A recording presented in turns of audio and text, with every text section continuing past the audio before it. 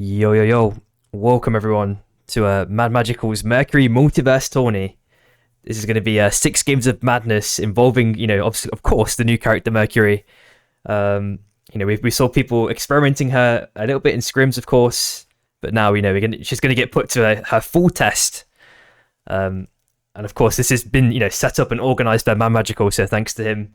So he's obviously going to be like the main guy casting, doing all the amazing stuff for the stream.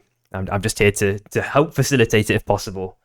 So I'm just going to unmute and, of course, get a magical in. Yo, yo. Yo, yo. I'm trying to see if I can get the stream together. Oh, yeah, sure. Let me see. Trying to get that so that way we're good to go. Is it me or does the stream on Discord look a little pixelated? It's on 72030. I could up it if you'd like. Try to up it, and if we have to, we'll go down for future ones. No worries. Just because if we can do it better quality, it's always the best. All right, there we go. I got the stream together started. So whenever you're ready. Oh, I don't know if is the server even boosted anymore. I can't even change the resolution. Oh, can you not? No. It says it's boosted. Let me try turning it off on and off. 1 second. Yeah, see. It says it's boosted. Uh-oh.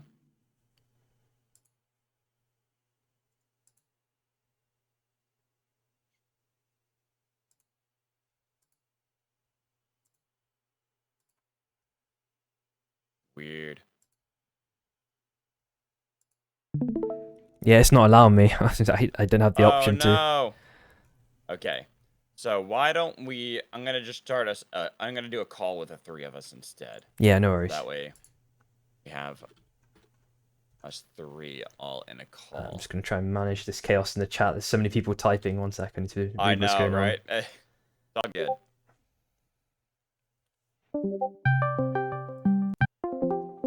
Yo. Let's try again. Yeah, it's still 72030, unfortunately, is the max I can do.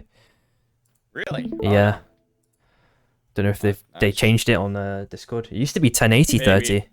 Yeah, that's like it used to be. So I don't know, maybe they changed something that we weren't aware of. Oh well. That's how it is. That's how it is. Yep. People are saying there's 13 teams. Yeah, I'm not too sure what's going on. I think there's one potential reserve team, and then they've actually arrived now, or something along those lines. Yeah, I guess. Well,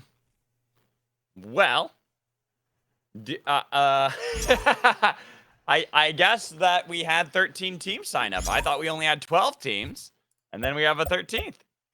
So should have had only 12. Right. That's like there was 12 on there, and then we replaced Rat with Risk. So that is interesting. Well, let's see if we can figure this out, because there's 2 teams trying to... Okay. Well, that is interesting.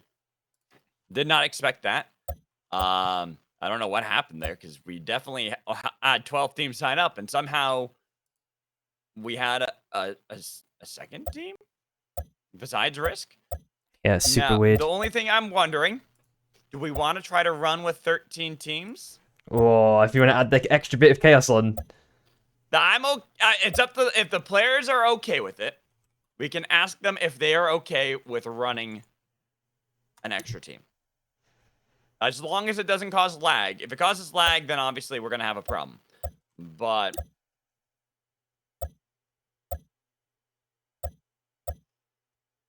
we can't even start games with 13 teams, apparently. Oh, we can't? Okay. I think there's some sort of restriction, potentially. Oh, yeah, it said grayed out. It is. Okay. Well, then, I'm going to have to say, I feel bad on this one, because Risk did step in last second to try to hop in for us, but if we have to drop a team, it would have to be Risk, because that would be the last team to join. Sure, okay. Which sucks, because they are the team that were saving our butts in the first place. But if we're being fair about it, right, we're the last team. Okay. And so we'd have to be fair. And we'd have to drop Risk. I feel bad. I I'll owe it to those 3 players for something in the future. Then. I'm trying to think of a way of wording this. And you can tell Magical says that Officers' unfortunately they were the last condolences. team. That's gonna write it like you're some sort of mafia boss. Yeah. So I do feel bad. Oh. Apparently Streamlabs just timed out. Poor Chipsa for some reason. I have no idea what happened there. So GG. Yeah, I'm not sure what happened. But I do feel bad. Revel, I'm gonna have to ask you and the rest of Risk to be the ones to step out. I will owe you the 3 of you. But unfortunately, because it is the last team. Yeah. Just because they were the last team. They were the last team that would be signed up. I don't know who. Let me see on the forms though, because yeah, it says 12. So who's the team who is the? Okay, wait. There's a team that is here that wasn't signed up. Is Who this is the that team? TFIR Crystal Weighing team or? No.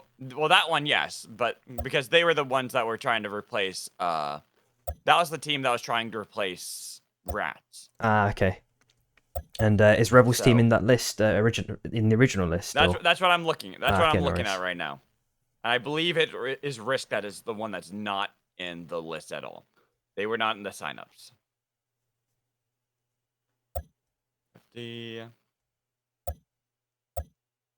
So that is the problem. And so if we're being fair, Risk are the team that would be the sub team. They'd be the backup team that was not on the signups.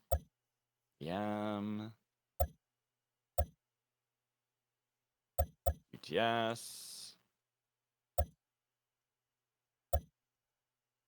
3 Little Pigs. Rat, which is RCW.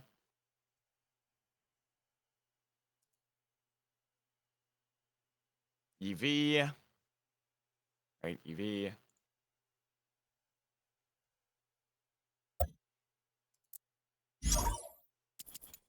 EV. Real ones. TSM and Mist. Yeah, so Risk is the one team. They're the only team that technically was going to step in to help us if we needed a team, but they are the backup team, so they are the team that has to step out, unfortunately. Yes, Fusu, it is a little scuffed, unfortunately, but we're getting it all resolved. So I owe the players of Risk for a future event.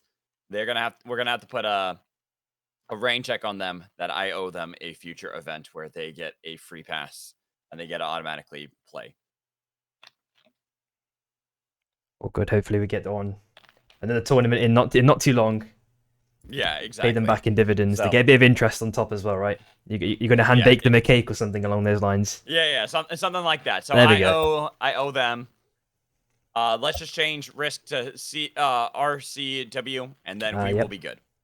Looking good. All right. So it's going to be bullet trains, of course, for the first Bullet one. trains. Unlock armory, Yes. no resurgence, of course.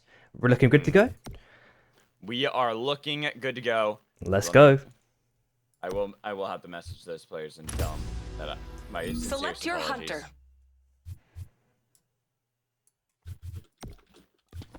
Alchemy applied. You are the drop leader. Yeah, so that's why I wanted to make sure I went through the full list, went through every last one of them. Can we have a redo, please?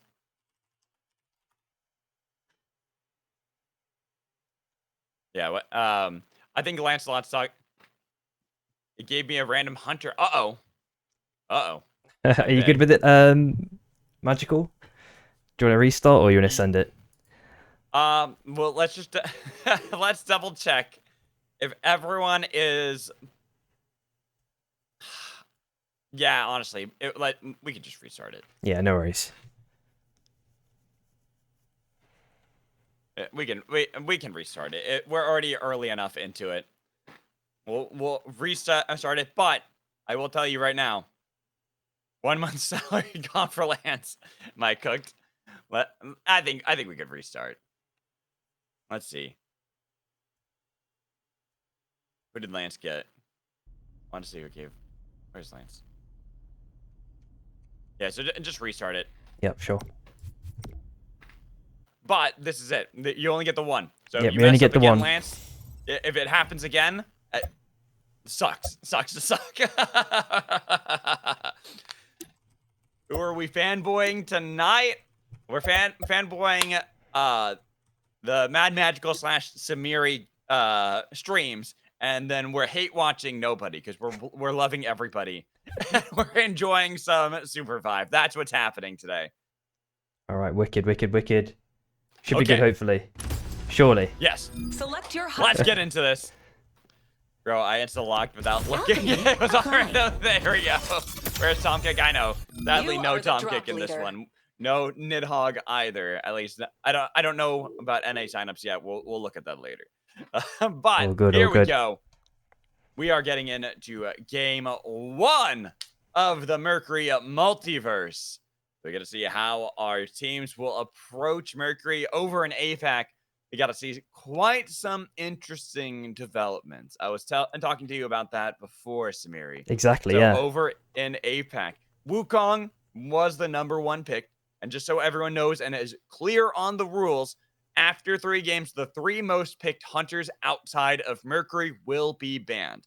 So Mercury obviously is going to be immune to that so that we see multiple different strategies with that. But over in APAC, Wukong was the most. And then it was Felix as #2. So let's look and see how our EU teams are approaching this one, Samiri. Yeah, it's going to be super interesting, I reckon. Already looking at these picks, is there anything that, takes you off guard? We already seen Orlando's with the Felix. Maybe he's stayed up late to watch those games. And not seeing nearly that much Wukong compared to how it was over in APAC, where it was pretty much every single team playing Wukong. And as Luca said, only the one pick onto Felix here for EU. Very different. Not surprising to see a lot of Kingpins. That's EU and Kingpin. Name a more iconic duo, I dare you. They love their Kingpin, but seeing some other strategies. Right now, it is BM racing for the Sky Sharks. A push off of one of them to immediately get a spike. BM down a player. It is going to be the chase from 3 Little Pigs looking for Spider-Paul, who's on that respawn beacon already, trying to get an early revive, but they have been scattered so quickly. Then we go over to the fight. FFD are down a player as well. Fate Strikes, the one down as EV playing aggressively. Fuzu, a nice backblast trying to separate the fight between them and Levi. Does seem they should be able to do so, but are going to be down 1 player already. Yeah, but just after that initial bit of chaos, maybe it's still, simmering a bit. But I think maybe after this last little bit from Levi that he can, he's got the car, he's going to be fine. So yeah, I think it's going to be maybe a stable early game. I say that, and something else might be brewing here potentially between QTS and TR1. And we'll see, because it's going to be very interesting how these teams are approaching everything. Over in APAC, we're going to mention this quite a bit for the first few games, because in APAC, we actually saw a lot of teams play very passively early, kind of like we had seen a long time ago for both NAEU when we first had the scrims back in open beta, where early game was a lot more calm, a lot more passive. We saw that in APAC, and here for EU, we're already seeing a lot of early aggression, as it's EV looking to see if they can punish FFD early, but Fate Strikes had already gotten the revive. Now trying to steal away some gold, but couldn't get out of there with the heist. He Not wanted quite it, man. timed. Yeah, he did. It's almost like Yeah, the he Payday did. 3 release. That game came out with the obvious with the vault hacking and the vault stealing. And, that game crumbled as well, unfortunately. So I'm hoping, man, that's super unfortunate. I mean, I like Payday 2. I don't know if you've played that one and the first one and the second one. They were pretty good games. I never really played that much on it, unfortunately. Oh. So, yeah, I watched a lot of people play it, but I never really got into it personally. Yeah, Or got just you. An PC. enemy oracle is scanning. Stuff like that. But okay, I want to ask you a question on this one, because Go on then. looking over and how the new patches and how a lot of will say the dunking changes definitely have taken certain strategies off of the priority. But other things that I thought would kind of pop up a little bit more, such as I think Chips had a good call. Same with Mr. Fluffyfish. Not nearly that much Oath either. Yeah, it's definitely. I don't think there's been a severe effect. I mean, obviously the patch has been still quite recent in people's minds. I don't feel like enough people have experimented with the changes because there's been so many as well. You know, to really fully digest, you know, how the patch is actually going to change things in the long run. But immediate effects, I'm not really sure if there has been anything, you know, kind of any knee-jerk reactions or anything like that so far that I've immediately felt. In respect to spiking as well, in the scrim block that I did actually manage to spectate, there was only about, like, I'd say maybe about 5 to 6 instances that I caught on camera where, you know, the spiking changes actually saved someone, which I thought would be quite a lot more, but I don't know if you've observed the, you know, big difference in that sort of thing. I definitely did over on APAC, where we saw a lot of situations that would have been spikes in the past and would have been dunks before that did not mount to that and actually allowed for teams to be able to bounce back, get better fights, reset, and actually win against odds that seemed like they would have been stacked against them in the past. Yeah. It was very interesting to see the changes on a lot of that, and that's where I'm looking at a lot of these different hunters, and I'm looking at things. I'm surprised we're also seeing not that much Bishop. I thought there would be a little bit more Bishop play. Something really good at engaging, starting off a lot of fights that doesn't necessarily need to rely on dunks.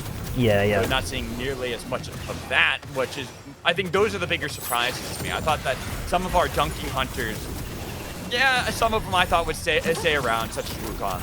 But other ones that I thought that would really be hit, like Kingpin or even Tetra, people are still playing them very confidently, and they're not really too worried about that, and they're not really going to the other strategies we had seen in the past. Yeah, exactly. And then there's also other things like we've got like a new consumable, the anomaly item. I don't know if you've seen anyone in APAC utilize that one. Yes, we did earlier. Oh. We saw some crazy plays with some anomalies that wouldn't have been there normally that allowed for some crazy situations. So I am curious to see if we get any of those, especially around some of our thicker walls. We're getting towards the Chaos Steps, which would be a great area for people to utilize them. Yep, and Hatch is already you know, trying to do something, but Orlandis is there, chilling behind the wall, gets a little bit of LMB damage, and it gets a spike impact spider brawl. Nicely done. Spider Brawl found the dunk perfectly there onto the Shy. Well, I guess the Sis or the Shy, whatever they want to be called now. So getting yes sir really good there from Spider Brawl, where I didn't think it would actually land, barely was able to get enough and get them down that 70% threshold. Because that's the bigger thing. It's just making sure you're getting the damage before looking for the dunks, and then afterwards you can utilize those dunks to pretty much the same effect that we've seen in the past. Yeah, exactly. And of course, there's been kind of some other like side. It's not necessarily a side change. It's more like just kind of part of the star economy that people have. You know, most people have 3-star items now. So because of that, you know, in vaults and stuff, you can typically find 3-star items. It's kind of accelerated the kind of game pace that the developers initially intended with custom games, at least. You know, it used to be, you know, where you can buy 2-star items, but you're finding a lot of 3-stars in vaults that are, and if you high roll, I guess, you know, you're getting that insanely powerful item. Orlando's managing to make it out with a slither of HP, maybe not, in fact. No. Yeah, that was the problem right there that I saw. Even though he dodged that, he was surrounded by way too many teams. In fact, the rest of BM are going to be in a bad spot. We go over to Ion Acres. ADD up against the Stormbreakers, too. Looks like a lot of teams coalescing around Ion Acres and this fortress. Which team is going to start off the fight? We see a Fuselot pumping out some damage from Levi, but taking a lot more on his side as well. They put down the Cinnabar Cocktail, try to see if they can get some of their health back. But we do have BM eliminated off screen, and then it's going to be the Dunk Hachi actually getting that one back, turning that around, and then ADD. I'm going to go up north while still inside of Ion Acres. There was the full-on fight, but we go over to Imotech, and we see the real ones and Miss 200. Locking horn, sending out mortar after mortar, looking to see what it's going to be able to land. A nuke launched at Mist will keep them away in Imotech, but always threatening these fights, even looking for Kuba's dunk. Purple doing the same. Now trying to heal back up with the help of the contingency vial. Will keep Kuba nice and healthy, while Purple not feeling the same, trying to get back on top of their Cinnabar Cocktail so they can get some of their health back, but it's going to be a dunk for dunk. Damage on each side. Volkowskinator takes the golden beam. Will be perfectly happy in this scenario, but we see fighting all over the breach right now. Down in Ion Acres still. EV is going to be the team that now beats the Stormbreakers, pushing them back, and we see pushing slowly into Imotech. Some of our teams now moving that way, while the Shy in nighttime Kobayashi's not really seeing any teams nearby. Yep, it was such a cacophony of fights consistently happening for that period of time, and then things have just finally calmed down again. TL1 and MST were having their own individual fights. FFD are now looking to potentially try and grab this soul if possible. RMB's used by Purple, doesn't get a stun onto Fate Strikes, just managed to make away relatively unscathed. QTS are just lurking in the distance. They're looking for a clean third party if possible. Lots and lots of teams all moving around here, kind of ready for this possible fight, but which team is going to start it off is going to be the real question. Ooh. We look down to the Chaos Steps. It is going to be the push back onto TSM, already using that golden beam too, making sure they can take down a little meat, but I'm looking at Imotech. That is really going to be where things are going to boil over. Having a soul on the line, now Purple forced to go up into the air, utilize the Dragon Slam, getting a lot of damage back. They've been able to take down OC-15 with the help of the salvo, now pushing back the real ones, taking the golden beam, but they got a lot of damage over onto the real ones, seeing if they can actually get the damage. QTS will revive OC-15, and now they could look for the fight against the real ones, but they decide to let them go. Oh, we see it all the way down by Kobayashi's. It is going to be the spike onto ADD. Only Sebi remains for the team. Really, really clean play there by Hachi, taking down 2 members, and is RCW looking to potentially get away from this one. And just right at the end, looks like 3OP have capitalizing on them. Super low HP. Barely Rift gets out of that one. So now another team down to only 1 player. We look at the real ones in Imotech, a little bit outside of this outpost against FFD, and a lot of our teams only down to 1 player here or there. I'm looking at ADD. I'm looking at RCW and how they're going to be positioning afterwards. A nice Tetra form to catch the Wukong, but the pull from Theo as Blink will fall. Then the golden beam to take down Acklink. A 1-for-1 trade as they're trying to get the revive. But EV, they're out of nowhere. They're going to third party this one. They've got the Fusilion pumping out the damage onto Oath as he tries to get over on the other side of the mortar, nearly collecting the kill. But they have been able to get away and up on the pole. Dragon Slam taking a lot of damage onto Levi. Blink had taken him down, but they still have that Cinnabar cocktail with the contingency file. Should be able to heal up Levi. Well, we see all these teams, so much fighting, yet somehow they're able to get out alive. You're looking at a TFIR, he's still managing to stay alive. Not even in the bushes, he's just, staying there as a mannequin doll right at the end. In open sight. On the right hand side as well, we're also looking at some bomb going off for day 4 mob resets, of course. FFD with the rewind Fate Strikes. Maybe looking to apply a little bit of pressure onto SB, but kind of circles back right at the last second.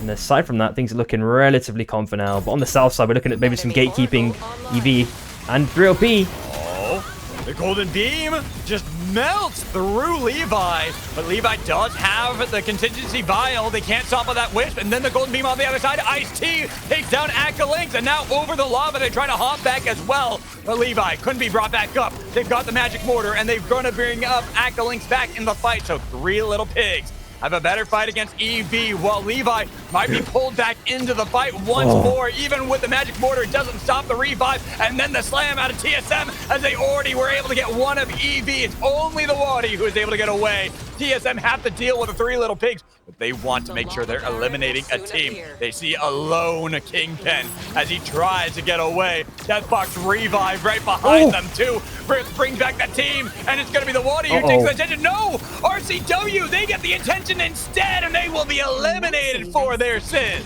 Yep, and right on the train tracks as well. It looks like Rewind is already up for grabs now. Looks like Shy looking to take it. Yasa just take it right at the end, but the hook, he gets stunned actually out of the hook right at the last second. And Yasa's looking to apply a little bit more pressure whenever possible. The cocktail's been dropped on the floor for a little bit of extra healing. Sprokane obviously on the Mercury this time. Another red pack to pick up as well that Sprokane's just picked up. We're looking at Dracos as well, maybe looking to get some R&B poke onto the Shies. Or just at least get some, vantage point potentially, of course. Where Fuzu is, because I'm looking at FFD. They don't have Fate Strikes. They are separated. Train tracks in front of them. QTS and ADD lock horns. Choipi alone with no help. swaps out the armor, immediately blasted down as Courageous OC-15 could not join in quick enough to be able to save their bishop. We're looking at other teams. Kuba here, wearing a crown, was on the train tracks, hops on the bullet train, might be able to get the revive in time.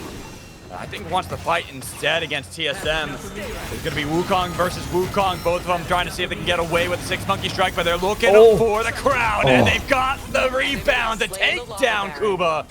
So the real ones, they collect that prize, eliminating one more team. Well, it almost was a double pull. EV up against 3 little pigs.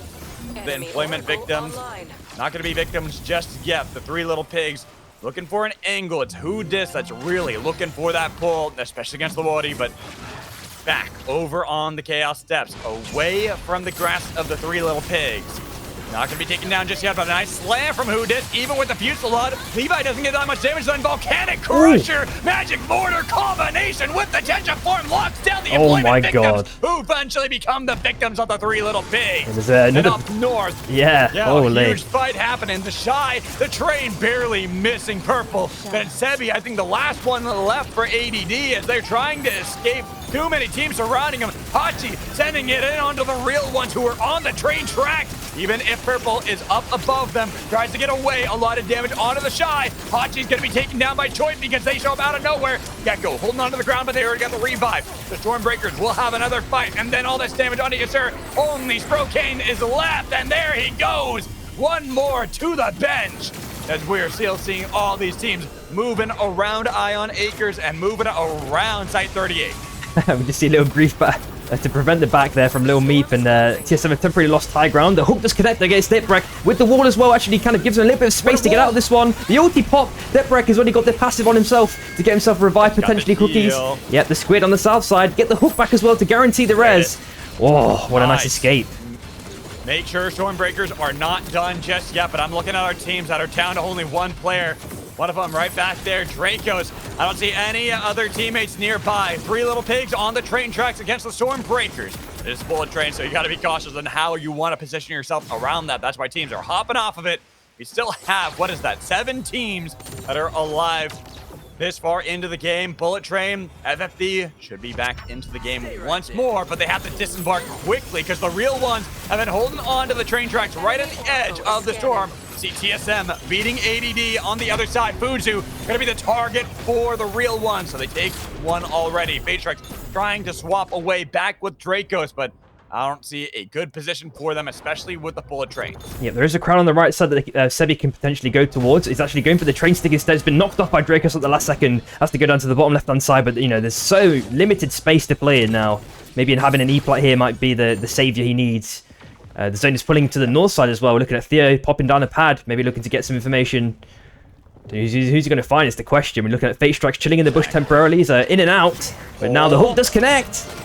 But nobody was there from TSM. Already Singularity is locking them down. Do they have enough damage to be able to burst through the golden armor of Theo? They can't get it in time. So Dracos over the abyss.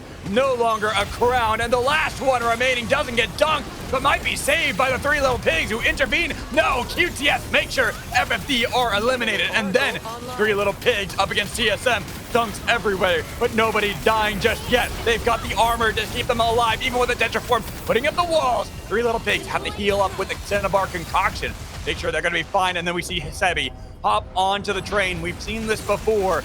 They have enough time to be able to revive the team, but it's going to be the real ones that are still holding up on the other side while the Stormbreakers beat QTS inside of the engine and look to see if they can push back onto OC-15, but that anomaly that you placed down, not safe. You are on train tracks, and you see ADD and the real ones there. Acklink's taking a Magic Mortar, but it's OC-15 trying to get a Magic Mortar onto Acklink as well, who tries to blast away, but it's going to be ADD to grab on to 3 little pigs. Well, OC-15 attacked by TSM, pushed back with a Black Flash, trying to survive. Concoction keeping you healthy, but too many people surround your position. OC-15, I don't see an easy way out of this one, especially when you're pulled, dragged into the fight. There goes QTS, another team eliminated. Whodis about to join them as there's nobody there. Pull doesn't help you. 3 little pigs are out, and we are down to 4. Man, that happened in literally the blink of an eye. How many teams just died? One straggler left. The hook happens and someone's dead, and then it looks like SB and TSM have their little mini fight now as well. Mortals are continuously being dropped by both teams. It looks like the E-Plat's providing a little bit of space, and they can chill on the top left-hand side of this news circle, potentially. Looking at the real ones and ADD up in the north. ADD down a player, a nice pull, dragging back in, make it only one left. Sebi again, the last one for ADD. A really tricky spot to be in as well. Nobody's gonna believe that tree isn't you, Sebis. Don't even try it. Man, they need to make it. They need to make it, let's say, acts like a pylon or something along those lines as well. When you're in this like kind of technical kind of areas. Especially like kind of matching the thematic. It looks like Tier 1 looking to collapse onto Sebi right at the last second. The hook just narrowly misses as well. Pops the RMB, gets a little mini stun at the last second. Has a little bit of LMB tech. Though, Sebi, where's the crown? Nothing's nearby. Has to hop back on the pull and try to get into the storm. But there it is. The crushing blow to ADD as 3 now remain. Nuke barely gonna miss. I think it was Blink who launched that nuke too, barely missed themselves as they were looking to see if they could get onto the Stormbreakers. Yep, and it's going to be like one of those kind of gatekeeping scenarios to Tier 1. Unless they've got E-Plats in abundance to kind of make themselves some temporary safe ground. And I guess this also works too. And now they can potentially just walk down, stay on the bonfire temporarily. SB have this their own little mini island on the left-hand side as well. And I guess this kind of left portion as well. So they've got loads of space to maneuver around. They're trying to apply pressure onto TSM, both sides. Dio tries to get a little dunk. Hook. Oh, he gets the connection. There's a pull, but it's on to Wukong, who hops up. And even with the golden beam on both sides, it is going to be the Dragon Slam from Blink, pushing back the real ones. But guess what? It's the Stormbreakers trying to break open the fight. Another pull missing, both sides not collecting. But now you've got to be careful because here comes the train right behind them. Not going to be able to hit anybody, but the golden beam doing a lot of damage and healing back up the Stormbreakers as they hold on to that lone island. So many E-Plats, so many Dragon Slams, but nobody has spawned. Finally, a pull to connect, but it's on to the monkey, who hits the 6 monkey strike, trying to get away. Back onto the pole. Theo is low, tries to flash back with the rest of the team. It's going to be first one on to Lancelot, then looking to see if they can take down Little Meep. 1 for 1. Only the Stormbreakers have all 3 still remaining. There's going to be the split fight. Then the train on a Theo with Blink falling to the real ones. As we gotta get our whistle in, the real ones now 2v3. Golden Beam absolutely deletes the Mercury on the real ones with the Dragon Slam from Purple. Trying to revive. That concoction might be able to bring back in Zug Swag, but immediately into the fight, because Stormbreakers do not relent. They send the boulders after them, and Zug Swag back onto the track. But here comes the train. Are you paying attention? Barely avoiding that one. Need to heal back up. Still in this 2v3 fight against the Stormbreakers. Swapping out for the golden armor. They've healed back up some of their health. That salvo doing a lot, and now they've launched down their own damage, but not enough is sticking to the Stormbreakers. Then with the grabby squid jump combo, it's only Purple remaining, and he's taken down by Deathrex Golden Beam. Really, really nice done by SB at the end. They just Cookies is obviously ever clean with the squid dunk, especially on Tetra. Had rewind. They had so much utility. Armor's looking super clean. You know, red perks everywhere. That's an easy win for SB right there.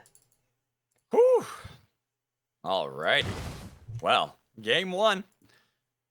Gotta say, keeping things interesting. As usual, not surprised. A lot of action there.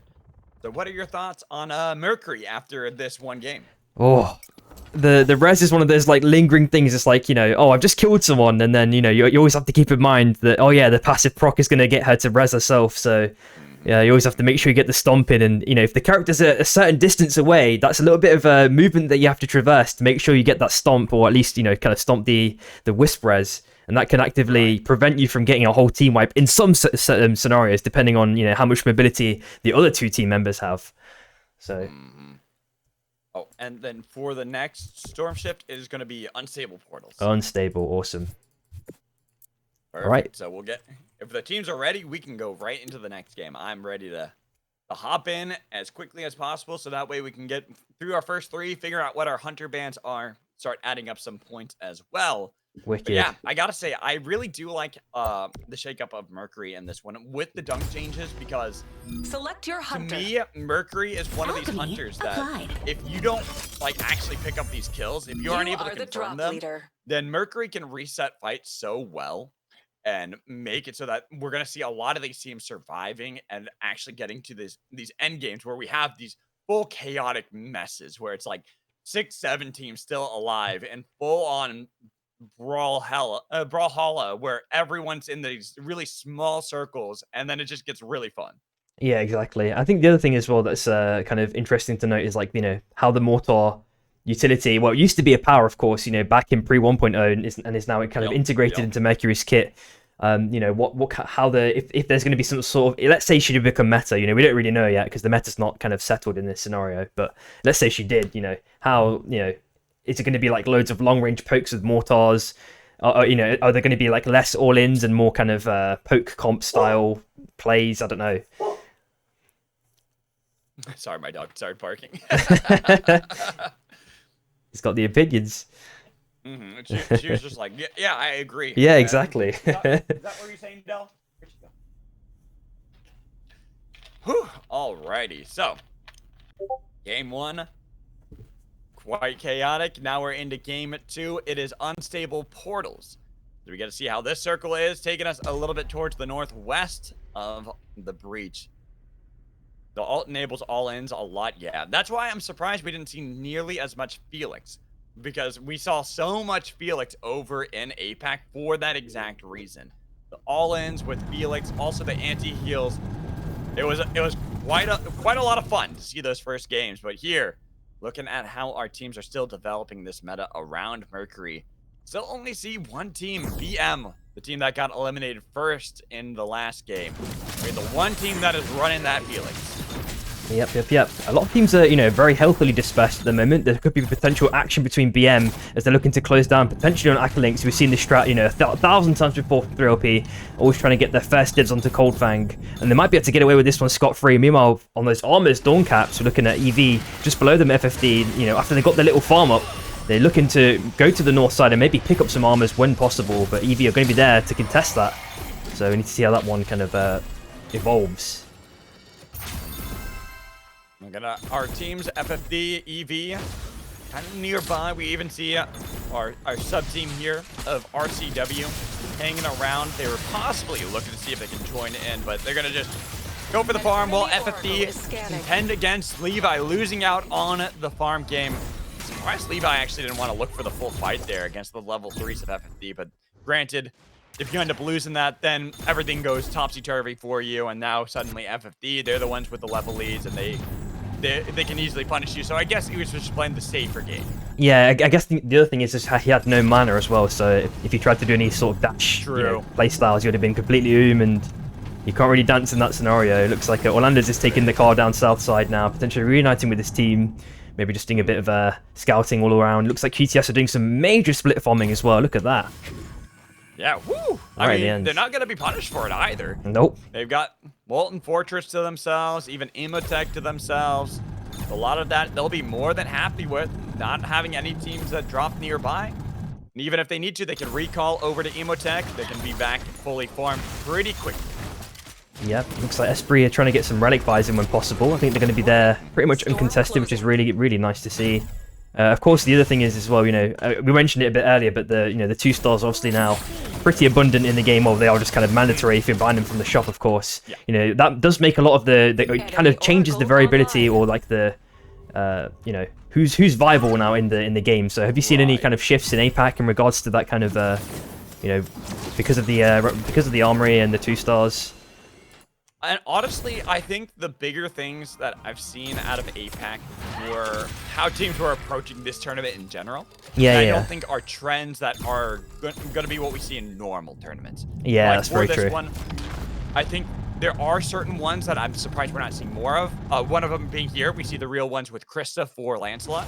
I think that's a big one. A lot of players have said in the past how she really needs, God, what's the name of that one relic? Diadem? Yeah, she needs the ultimate diadem at level 2, and so now that that's everywhere. We know that that's going to be a lot easier. So I'm surprised we're not seeing nearly as much Krista being played, but I think we're also seeing that some players are still on the strategies they saw before the dunks got changed. We're seeing a lot of Tetra, a lot of Wukong, but I think these are also hunters that are in a good spot regardless of the dunks being taken down. A nice pull though to interrupt, and that Wukong cannot escape. I mean, it was just a very predictable kind of positioning he had. Once he started stacking the RMB, it's just free pickings for Gecko. So as soon as you saw it, it's just like, yeah, I'm just going to wait until you're kind of locked in animation, and it's a free hook, a free kill. Well done. Get themselves some easy points. The only thing is, with this tournament, like in past tournaments I've done for the Hunter features, is that if you're able to get those kills for, you know, the specific hunter, in this case being Mercury, they're worth 3 points compared to only 1 point that a regular hunter is worth. So we'll see I'm if sorry teams are to able interrupt, gentlemen, but FFD has not picked Mercury. Oh, yeah, okay. So FFD did not pick Mercury. Ooh. Well, the rules state that if you don't pick the hunter, the punishment is you get no points for the game. That is how it's been in the past, and that's how it will be for this one. So FFD, they are not going to get any points for this game. That's fair enough. This is how the cookie crumbles. It looks like ADD Pointer already dead, so that's TSM taking out ADD, last place in this scenario. Oof. Abyssal hatchlings have spawned. And so I didn't even realize that with that FFD that they didn't pick any Mercury. So no points will be awarded to FFD in this game, unfortunately, as ADD, even though they do get eliminated early. Yeah. We'll see how this game is going to roll. As nice Golden Beam doing a lot of damage to Sprokane, but still, it is Hachi who's trying to get away, blasting right into RCW, and then who dish with a pull. That's not really helping out when there's too many people surrounding your position. RCW gonna benefit from that fight from the other two teams. Yeah, it is Yasa last alive. Carl just ran out of fuel right at the last second, but you know, conveniently ending in Cobra, so he's going to be fine in that scenario. Looks like a res has just been popped as well. Getting all members of 3LP back, so that's going to be also really nice to have them back in the game. It was looking quite rough there for a second, but surprisingly, who's in this scenario? RCW didn't look to continue the chase, so as we look at FFD, I will say it's also, not only do they not get the placement points for the game, but this game, no point, they don't get any kill points either. Yeah, exactly, yeah. Oh, there we go. So anything from FFD in this one will not matter. For sure. So, now in the heart, RCW, Three Little Pigs. It's going to be the Golden Beam trying to get some damage. Volcanic Crusher in the back line with a nice punt back onto Rift, but Rift holding strong until it's been right on top of him to take down a Rift. Magic Mortar will send RCW on the run. Crystal trying to get away, but they got that grabby squid. A nice punch back, but right into the waiting arms, as now it's going to be a slug wave. Looking for Wyan, even with the Volcanic Crusher and the Rock Wave. They're pummeling damage onto RCW. Crystal will fall. Wyan's the last one left. Magic Mortar into the Volcanic Crusher. RCW. There's no way. Wait. They might be able to get out of this one. They want in to pick it up. Golden Beam to take him down, while we saw that EV eliminated right before them. You know, he had his eyes set on that on the portal, but it was just unfortunate there. Sprokane now on his last legs as well. Already down. Hachi gets... Oh, he's on 1 HP. How is he down? Oh my god. Yas has been here before, man. Oh. And how teams are moving around and how things are going for our teams. Early fighting compared to our previous days. So, forward to seeing 3 teams eliminated. Very surprising compared to what we saw over in APAC and even what we saw in Game 1 here. Yeah, exactly. Now, Stormbreakers, FFD, staring one another down.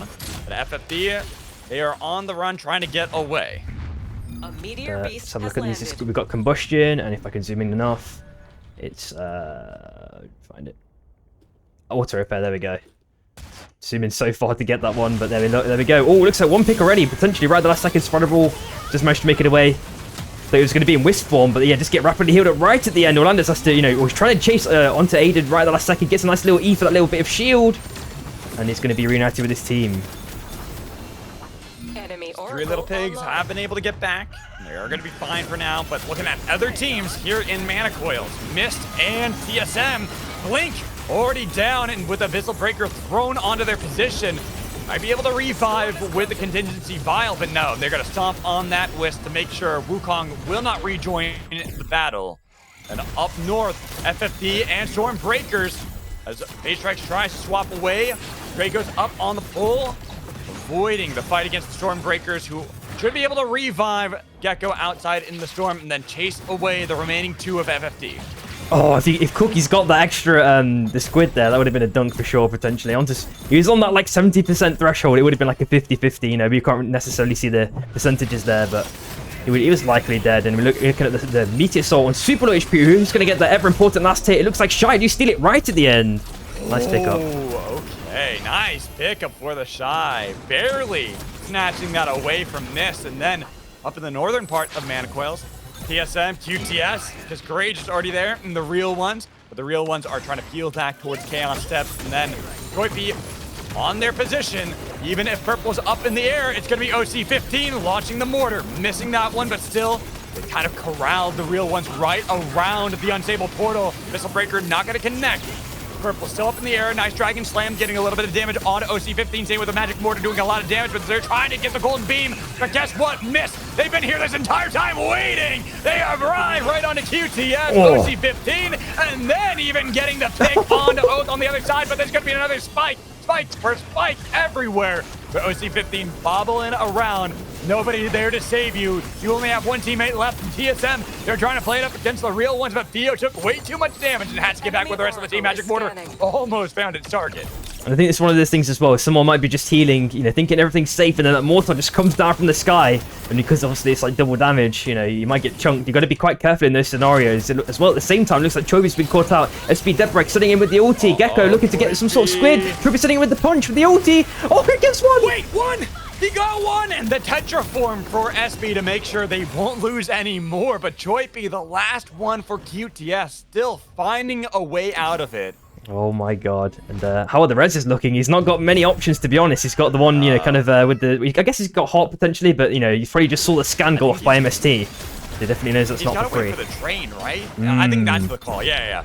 He's waiting for the train. That's a safe call. It's unstable portals. Don't have to worry about that. But there's going to be the damage. As there is going to be a push back. No. Fate strikes down. Only Fuzu left.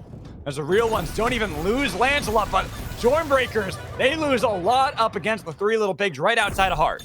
Yep, and things are looking to potentially have cooled down at the minute. And as you mentioned, once that train does arrive in that new circle, Choipy's going to be jumping on top of it. But there are potentially 3 different teams that are also looking for that train race. So I think there's going to be, of course, Choipy's got the kind of first dibs on it. So if he can get the team up in time before the other teams kind of get there, he should hopefully be able to get it off scot-free. But this is going to be the ever-important res, I reckon, for these 3 teams. Yeah, Cookies. Okay, Cookies kind of realizing that one. Doesn't even attempt. He's like, yeah, it's going to be way too late. I can't punch him off of it. So I have to let that go as 3 little pigs and miss 200. Golden Beam trying to heal up, but denying that ultimate as they take down the Mercury. And then Fuzu playing up against 3 little pigs. Instead, we'll dash back onto the track. The 3 little pigs have to get away, and then we go down to Manicoils, and we see that Cookies surrounded, taken out by TSM. Yep, and I think Shy may have heard this noise, so they know that a team kill just happened. Shy aren't looking too strong on armors either. TSM may be, just assessing the kind of threat potentially. And we've just seen Sprokin trying to get some poke off with the Immortal, but now has to dash back. They find their little pocket of space, hopefully. And aside from that, things are looking still calm again, but I think... maybe for this Ivan Morius, we might see a couple of teams rotating towards that. BM do have first dibs, of course, though. Yep. BM, our team that got eliminated first in game 1, this time playing a lot calmer. As Fuzu spotted out by the real ones. Throwing out the salvo, trying to get back over the abyss. The real one's kind of looking for it, but running right over to the Shy, who punch him away from the portals. Empathy. Our team without a Mercury now are deleted, so no longer have to worry about that. Yep. I keep feeling as well like TSM are definitely eyeing up Shy, but persistently they're trying to make sure they have territory control of these mobs, the kind of last mobs that you can pretty much pick up in this scenario. So getting any last bits of XP is definitely going to be important, especially if you're underleveled or you want an extra couple of levels potentially in this scenario. It looks like Soul Stealer pick up for Blink. He's probably had that one for a while. And Upper Cutlass as well. And I know that there was a hot fix recently too, right? In regards to reses and with Upper Cutlass as well. I saw the hot fix, but I'll be honest, I've been so focused on making sure this event can go through that I haven't even looked at the numbers. No worries. Here we go on the track. The real ones fight against the 3 little pigs. Golden Bean trying to heal up Kingpin will allow Hudis to get back with the team. But missed. They've heard the fighting. They've joined in, and they were looking for the flank, but already 3 LP are out of there. They've got their E-plat, and they don't want to fight just yet. Yep, and the tier 1 desperately need to find some clean kind of safe space to play on, but Kauski's trying to take over the dominion over this mini island, so they're gonna have to stay on these train tracks. They've got the small south island if they want to play on that out. It looks like Lance already dashed down to that one, but 3 up here potentially looking to pounce as well themselves should they find an opportunity. Still a lot of teams here in the end game. It seemed like a lot of teams got eliminated early, yet at the same time, we have so many teams surviving until the end. looking at how teams are kind of positioned, I don't know what happened over here to That Acklings, that but was probably an Acklings- E-plat spike. I think. Oh, we accidentally got spiked yeah, by their own exactly. E-plat. Yeah. Ooh, bit brutal, but they have enough time. They're going to be able to Closing. get back up. And now with, what, 7 teams still remaining here. All the teams slowly getting corralled into these fights, trying to get the mortars to land on one another. Oh, this is one of those difficult ones as well. Oh, decently, nicely chunked R&B there. We're looking at Atlanta as well, you know, going CCT mode, trying to find a bit of information whenever possible. But QTS, oh, this is going to be the engagement. Okay, and now it's going to be the push back as QTS try to get away from this. Oh. There's going to be the nuke. And now they don't really have a good way out of this one. They put down the Penguin, but how do you escape? They've already gotten Choice Beam. Then Courageous, the last one remaining, as he tries to get something back onto BM. But BM not going to make it any easier for him. Launching mortar after mortar, and then the spike, and there goes QTS. Oh my god, and TR1 Shy. They're having their little mini engagement themselves now. What's Zuxwing out in this scenario? He's got a massive unit, of course. And you know, as we said before, the Mortards are going to become ever more important, getting that, you know, important chip damage to kind of start a fight off, as we just saw with QTS, and now it might be happening with TR1 and Shy. On the top side, TSN, they've got their own little pick. It seems onto Zuxwing right at the last second, so TR1 going to be looking for res opportunities now. Hopefully they've got enough money. They're pretty rich, so they can maybe get a crown pickup if there is a shop nearby. Now Shy take the golden beam, as it's going to be Hachi. Lose their life nowhere near the rest of the Shy because they took the portal in order to escape. They're going to be on the northern part. We see a couple of our teams that are going to be down a player here or there. The real ones, the Shy, not in the best of positions, but everyone else kind of slowly moving it closer and closer together. And seeing which teams have better tracks on the circle right now. Miss 200, really good placement on their base camp. With the rings, they can easily keep in mind where teams are. Yep. And so I'm curious to see how a lot of this is going to go. Yep, exactly. We're looking at the res as well. That was nice, successfully performed. They had to buy that one, and it looks like Meep is caught on its last legs, trying to get the res off with the passive. Never mind, the Wisp falls down to the abyss. And maybe another spike comes to Theo. It's just Blink last alive. The E-plats are going to become, you know, ever more important here as this amount of safe space to play in is limited. BM are now looking to circle onto Blink to try and get the final kill. And they've got the pull in. He has to ult out, go onto the north side potentially, circle around to the wind rings, play on that one infinitely for now. It looks like there's been a spike as well. And, through this is already dead. Through 2 members of 3LP last alive now. The Shy were taken out as well. Now it's going to be 3LP still on the track. The real ones look for Aiden Golden Beam to get rid of Mercury, who's trying to heal up with the Cinnabar Concoction, but they stop on the Wisp to make sure that cannot happen. Acklings still alive and looking for that angle. The real ones, they decide to fight against Miss 200, which gets Acklings away back into the circle. But BM, they notice this Tetra alone, and they're looking to make sure Acklings can't get there even with the Tetra form. Now the real ones trying to clean up what they had started, making sure there's no way back in, and there goes Acklings. But then Miss 200 from the north, they're onto the real ones. They've already gotten Lancelot, and even with the Dragon Slam, Calcinator looks to take down Zugswing, who's healing up with the Cinnabar Concoction. They pushed him back, as it's going to be the chase onto the real ones who try to get all the way around Miss 200, getting a little bit of attention from BM, even with all the spin dashes and the spins to win. Nobody has fallen just yet. Still somehow Miss 200 keep everyone alive. They're trying to heal up a nuke after nuke, then cast with the golden beam chasing down the real ones, but Zunk has gotten that Cinnabar Concoction to try to heal back up. Should be back on their feet for another fight, but they have to see where they want to position themselves around Miss 200, around BM, and they'll look right behind them. Blink has been a tree this whole time. Crown picked up by Purple, and they are looking to see if they can take him down, but maybe Blink can pull off a miracle for TSM. Zugswing's the first one. Purple with the slam looks to see if they can get the cooldown back for the team, but they have to be cautious on how they're going to approach this one. Over to the rings with a minute left on the cooldown. They have to survive, but there's going to be BM and Mist both looking for it with the pull slam. Gooba is down. Mist are gone. Purple and Blink, they don't realize that Blink is still here. Nice slam back on a Spider Brawl, but you're out in the storm here. And I would see an easy way, Golden Beam, to make sure Purple is not back in this one. It's only Blink left. And now they're just going to have to find him. This is like a prop hunt we've seen many times before if you've ever played any Source games, of course. And he's eventually been found out by that Mortar. Tries to dash up onto the north side. There is a crown in zone, but that's I don't think that's going to be possible to grab in this instance. He's got no armor left. BM looking super stacked here. Looks like it's like to be able to blink unless he does some insane Abyss plays. Let's see how this one evolves. What can he do? Like, I'm looking there. There's a crown up north. Can he get to the crown in time? He's trying to, but with the Sky Shark about to blast off and no help left, he's picked up the crown. Only the fall to the Kings of the Breach. BM from last place to first. Very, very nicely done. Oh my god, we've just seen 4 red perks as well. Spider-Bro ending up, super sourced up right at the end. Really good stuff. All right. And then to answer, so Fate Strikes was saying that they didn't hear about the rules. I did answer in the Discord as well, guys, that you have to play Mercury. It's a Mercury event, and this has been the rule every single time we've done the event. Sorry to have to put the law down for this one, but yes, I should have been a little bit more clear, but I think there was also a problem that there were some people asking about that one and putting out rumors that wasn't true, that you didn't have to play Mercury. You have to. So I apologize if that was not clear enough. It's just one game, guys, and this is for fun. It's like if there's prize money on the line, like if I had money to be able to give out, I'm still working on trying to see if I can do that. If that was the case, I would have probably just restarted the game so that way we can, no one has to worry about competitive integrity and all that. But these are for fun, guys. So we're here to have fun. Yep, and I think game 3 is bombing runs if I'm not mistaken. Yeah. Yes, it is. Yeah, wicked. Also, thank you so much to Sick Mode Vibes.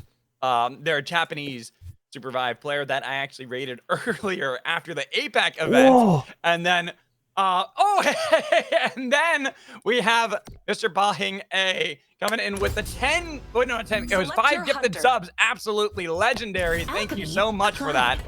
Really appreciate you coming in with the 5 gifted subs. You guys are awesome. Thank you so much. It helps me a lot with what I do here for the community, trying to do a lot of these events. I would love to do an event like this for the Japanese players if we can get enough for them for the future. Yeah, that'd be great. I appreciate it. Also, Take Pio, thank you so much saying, oh, Eminem, nice commentary. I appreciate you guys. Thank you so much for joining in. I hope you enjoy the cast. I'm joined in by Samiri. Helping me out with the commentary. We also have Alario behind the scenes doing a lot of the point tabulations that we will go through after this game. So we have this 3rd game, and then we're going to add up some of the points so we can see where our players stand, and then also figure out what our 3 Hunter bands are going to go into our next 3 games after that.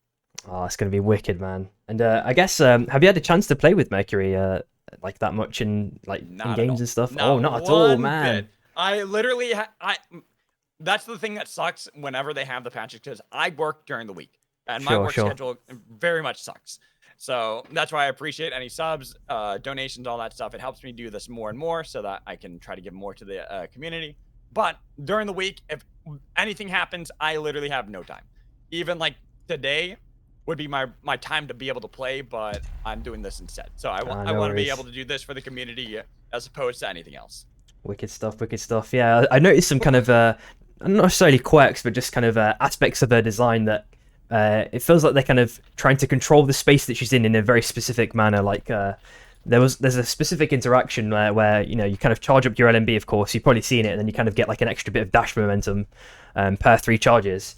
So I feel like one of the kind of limitations that they tried to design into her character was that you can't really dash in, get the extra momentum, and then ult, So you kind of have to use that in a kind of defensive manner pretty much all the time. You can never use it to kind of dash in with the extra momentum and then ult.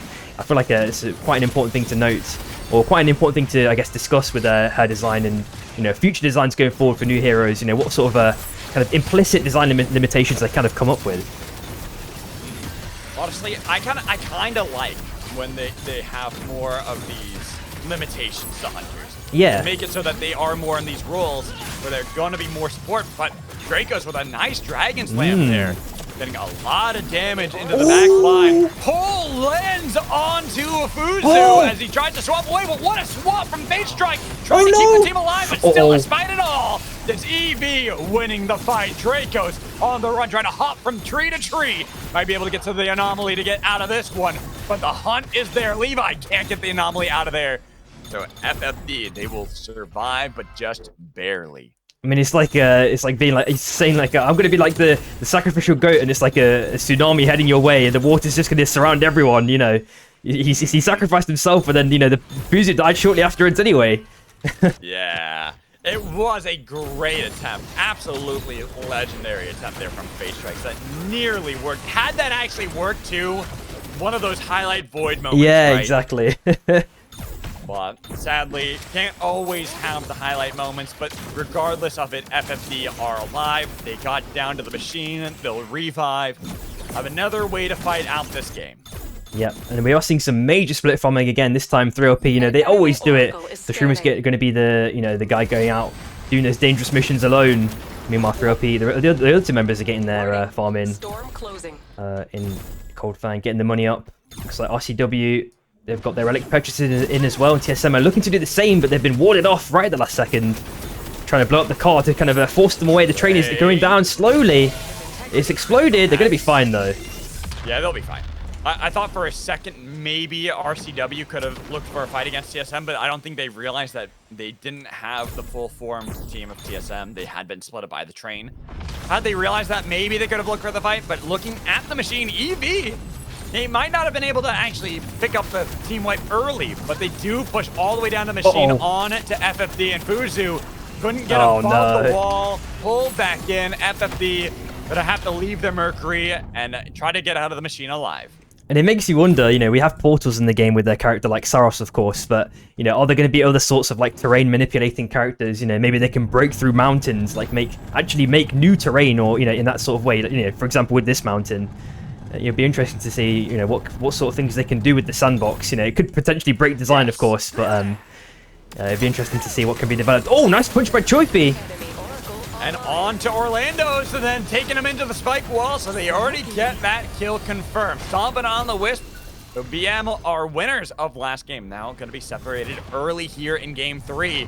It'd be kind of wild to see them go from a last place finish in game 1, first place finish in game 2, then last place finish in game 3. They're just on the top or on the bottom, just complete coin flip, and QTS now looking to apply a load of pressure on TFIR on RCW. The car pickup, hopefully at the last second, could be enough. I don't know if it's going to be enough. The car's blown up. Crash out of nowhere, it's still Rift falling as they put down the Cinnabar concoction to make sure that, wait a minute, it's Ryan doing a lot of damage, taking 2, and Spider Brawl is the one out of nowhere. This Shiv for RCW, Tree Prison trying to give Spider Brawl the elevation to fight up against this Shiv, but Ryan, you already did enough.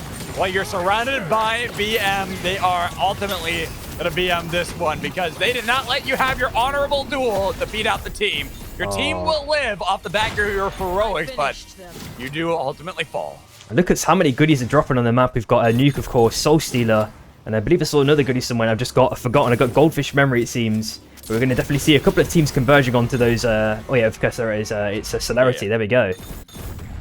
Abyssal hatchlings have spawned. FFD on that position, but it is going to be TSM on the other side. FFD, despite the fact they've had a pretty difficult early game, have gotten themselves some blue armor, Fate Strike Dracos. Dracos on top of that tree, perched and ready.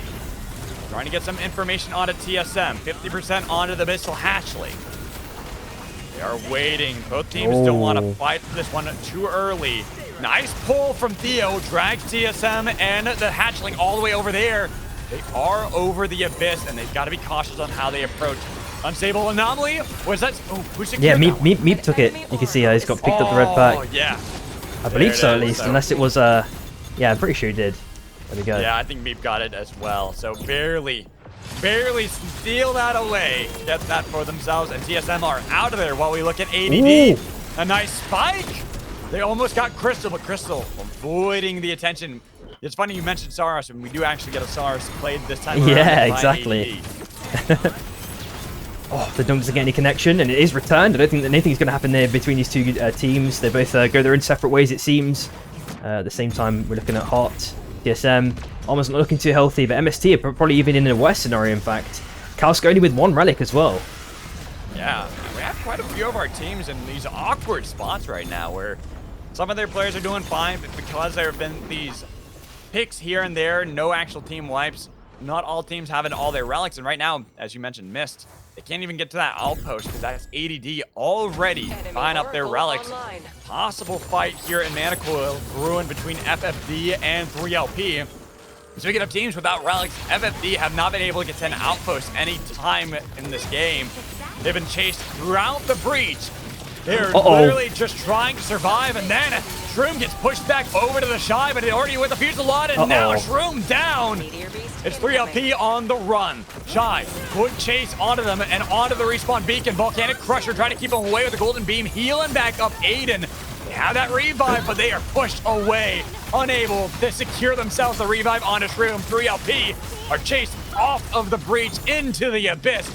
And thankfully, they had that Tetraform that gave them enough distance, while FFD might be able to flank onto the Shy, but instead are going to hold themselves into the Mana Coil, might even be able to get into the outpost to finally buy those relics. Yep, and Aiden is now last alive with 3OP. Akalinx did die in that scenario right at the end by Yas's hands. And I think another couple of members, Kuba died as well, in fact.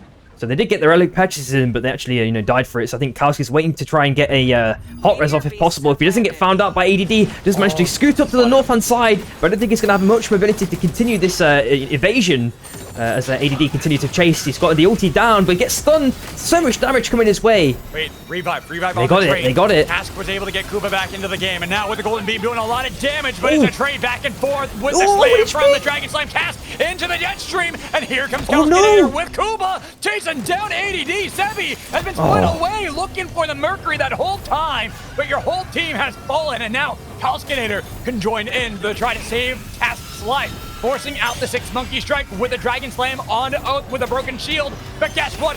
Kuba is here as well. ADD, they had the fight initially, but they fall to the might of Mist.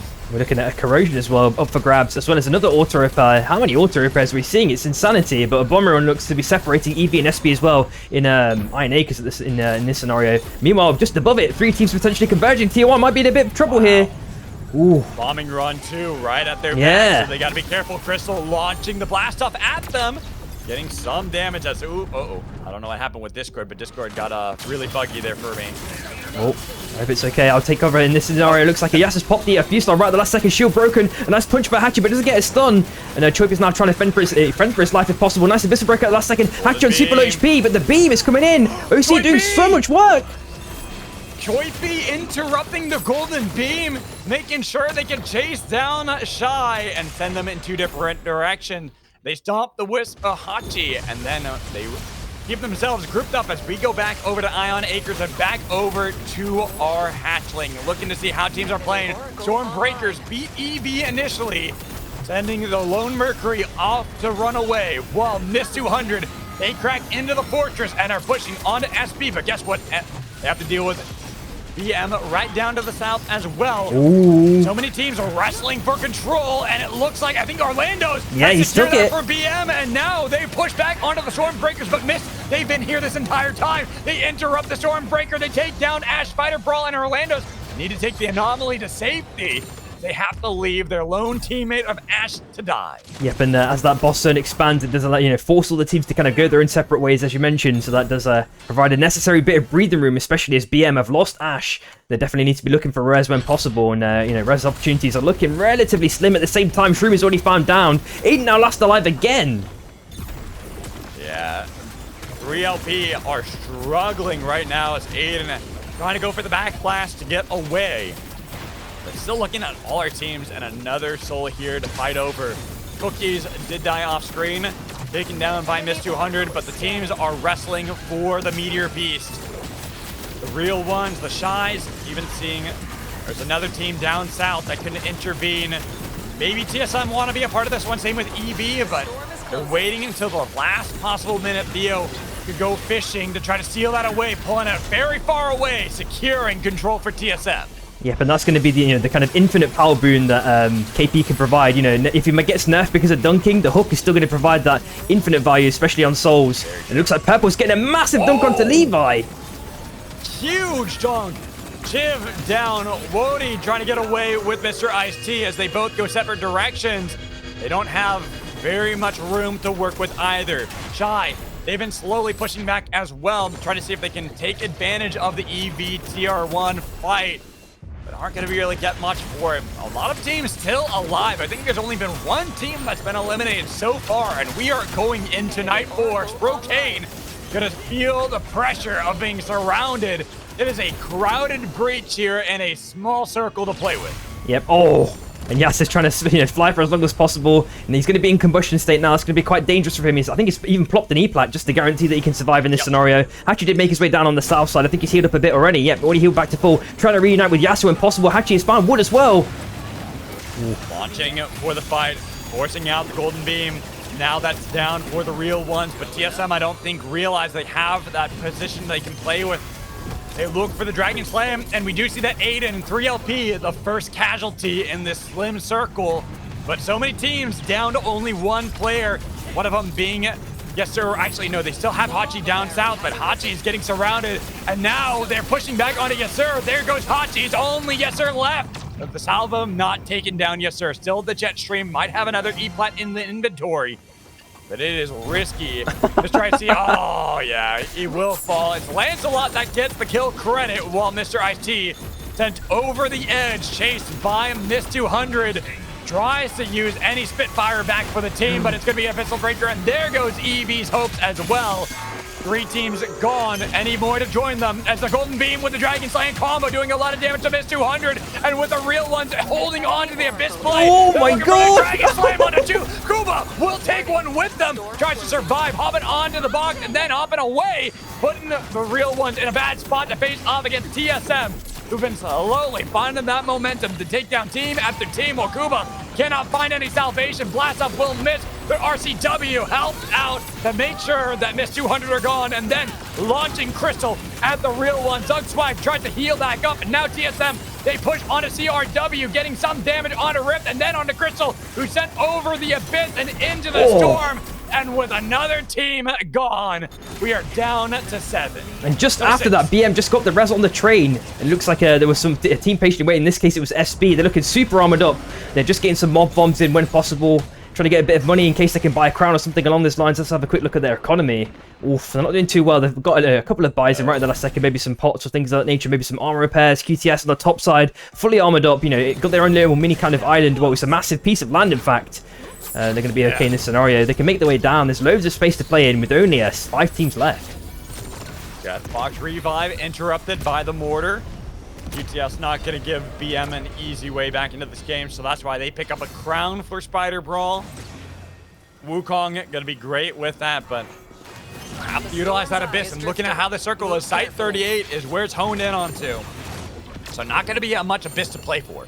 Yeah, 100%. And on the south side, FFD can just play super chill on the south side. There's basically going to be no one interrupting them. In fact, you know, TSM are obviously watching the stream, so they just heard us, and they're gonna peer down on the south side. See who's there now, I think. And kind of looking at FFD, they've had a difficult game 3 here, constantly fighting from moment 1. Yet they have been able to survive and make it all the way here to the top 5, and are actually in a fairly decent position now. They've got their relics, they've got their items, they've got their armor. We're just looking at the other teams that are now struggling. One of them being BM and Orlando's, as they've been pushed into the Abyss. Flight of the Firefox used by Orlando's to try to get back. No, can he make it? Oh. Spider Brawl, yes, barely. Orlando's gets there, but guess what? Pushed back by Dracos and FFD. Hover Wings, and they interrupt that to pick up a crown. The Hover Wings does not save Fate Strikes nor FFD. It just gives the Bastard Munchen a way back into the game. There's a blast off from Toypi, another slam, and Dracos this time with the help of Toypi to take down BM. Throwing down the Golden Beam on each side. A lot of damage on Fuzu. Barely alive, and now QTS on to BM, who are over the Abyss themselves. Hoping that those rings give them enough glider heat to get onto land. And that the boss zone is finally collapsed, so it looks like SB have a lot of courage to play in. Looking at Gecko with a Blinkstone as well, so that's going to be extra instrumental potentially in those last fights. It looks like BM are just going to be chilling. They got the win ring maybe in zone potentially that they can play on. Let me see. Not really, actually. It's going to be quite difficult for them to stay in this scenario. Yeah, there's rings down south, but those are already guarded by QTS. Ash has the jet stream to try to get away. It's going to be Golden Beam for Golden Beam, but Spider Brawl's already been taken down. And now with the Mega Avalanche and Crown combo, FFD, they're back in the game, and BM are out while we see that Courageous should be stomped down by SB. Grabby missing. Not going to be able to get that with the Volcanic Crusher for Cookies. But Choipy will grab a crown immediately and look to see if they can fight against SB. FFD here in the fight. They're starting to migrate down south for the winter. Already up on the pole. Singularity attempted and taken an easy kill on OC-15. It's only Choipy for QTS left. As Drake goes, same with SB. They look to interrupt that one, trying to get away with the satchel. Grabby into the Volcanic Crusher. It's not enough. Choipy had enough health to be able to survive, but blasting him and pelting him with those rocks. QTS are gone. Our top 3 remain. And it's just like it's like one of those magicians where they're trying to catch a knife or something or a sword between their teeth or something. You know, we just see Cookies with the immaculate reaction times there. Manages to find that squid right at the last second, even through a Bishop ulti. Really good stuff to see. Following him all the way to the end, even if there is no dunk. He got all that damage on Choipy, and Choipy had to use everything to already escape. Now for SB, for FFD, and for TSM. In this 3-way standoff, the good, the bad, and the ugly. There's going to be FFD trying to start it off, but immediately dunked and taken out the Monkey. Monkey down, Swap on the other side as they put down the Tetraform to drag back in. Drake goes into the fight, and it's going to be only Fate Strikes left. FFD losing Fuzu and Dracos, while TSM trying to stomp on the Wisp to make sure there's no revive for FFD. They're still positioned aggressively against SB. Fate Strikes picking up a crown. You're hoping for a miracle, getting a little bit of damage while TSM's focus is on SB this entire time. They know they can't heal back, especially when there's going to be the pull on the Little Meat, but there's going to be the engage as they try to get some damage. Tetraform with all these rocks. Now, Fate, where's the Singularity? Landing it on the Little Meat. You need the kill first. There's FFD back in the game, but now they got to escape. It's going to be one taken down already. Fuzu is down. Dracos is alive. Blink getting away, but it's going to be the chase down with the revive on a Little Meat. Another Dragon Slam, but Fate Strike, as you had brought back up Dracos, you still have to have another crown play to work. SB are still positioned against TSM. We're over the abyss. They try to peel back to make sure Dracos could not revive Fuzu. And getting some damage. No pull to connect. Fate Strikes with another crown, but you gotta get away. The swap's not in time, and Fate Strike is gone. SBF then able to take him away, but Deathbrick taking a lot of damage from the Golden Beam out of Little Meat, but still alive. Magic Mortar connecting onto Deathbrick. Crown picked up by Cookies, trying to blast him into the bombing run. He's got enough time to be able to get away, but TSM, they've been able to reform, and guess who also has reformed? FFD. How many lives do they have? They see the crown out of Cookies, putting down the rock wave, but it's your own tomb that you have brought here, Cookies. How do you escape from this one? With the crown, Grabby Squid missing, swapping back over the lava, trying to pelt down some of the boulders on Fuzu, but a slam from Fate Strikes, and FFD will take him down. 2 teams remain. Fuzu is out of there.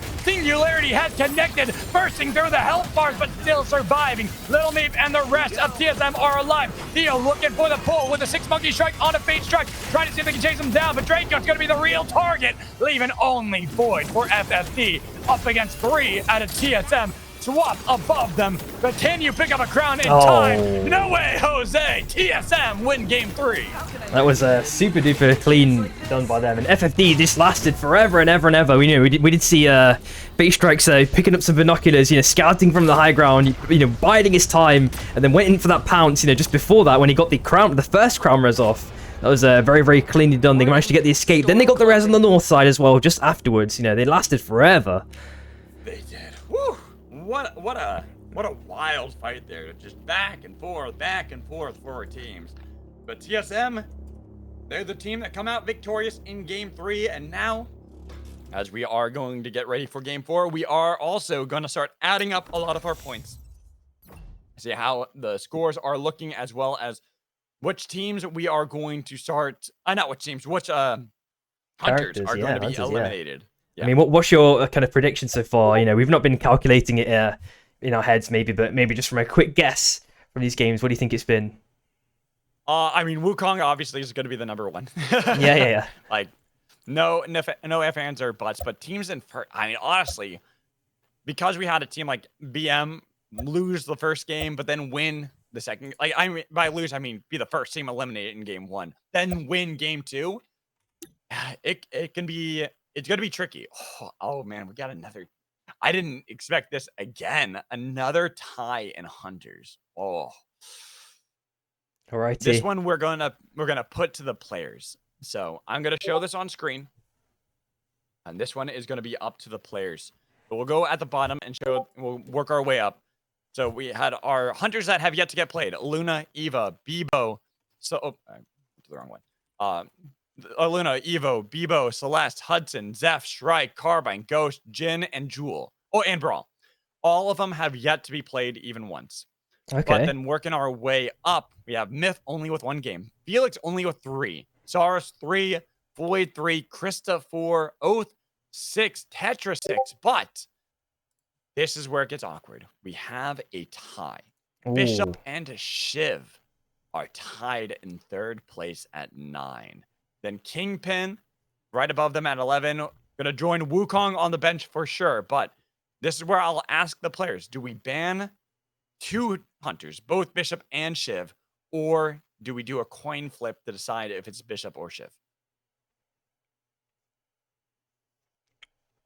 So hopefully that's where it gets awkward. Like I said, that's where it gets awkward. So it's up to the players. Do they want to risk a coin flip or do they just want to ban both? would you like me to ask that in the party chat, by the way, or? Yes. Sure. Yes. It's Shiv, Bishop or Shiv, right? So ask them, do they want to ban both Bishop and Shiv or coin flip? That's the thing. Or ban both, yeah? Yeah, or ban both. Yep. So this is where I let 8-Pack do the same thing. They got to choose whether they wanted to ban both or they want to have coin flip. They opted for both. Oh, I'm seeing a lot of ban boths. All right. All right. I don't know if that's enough players. It's only 4, but is that conclusive for you?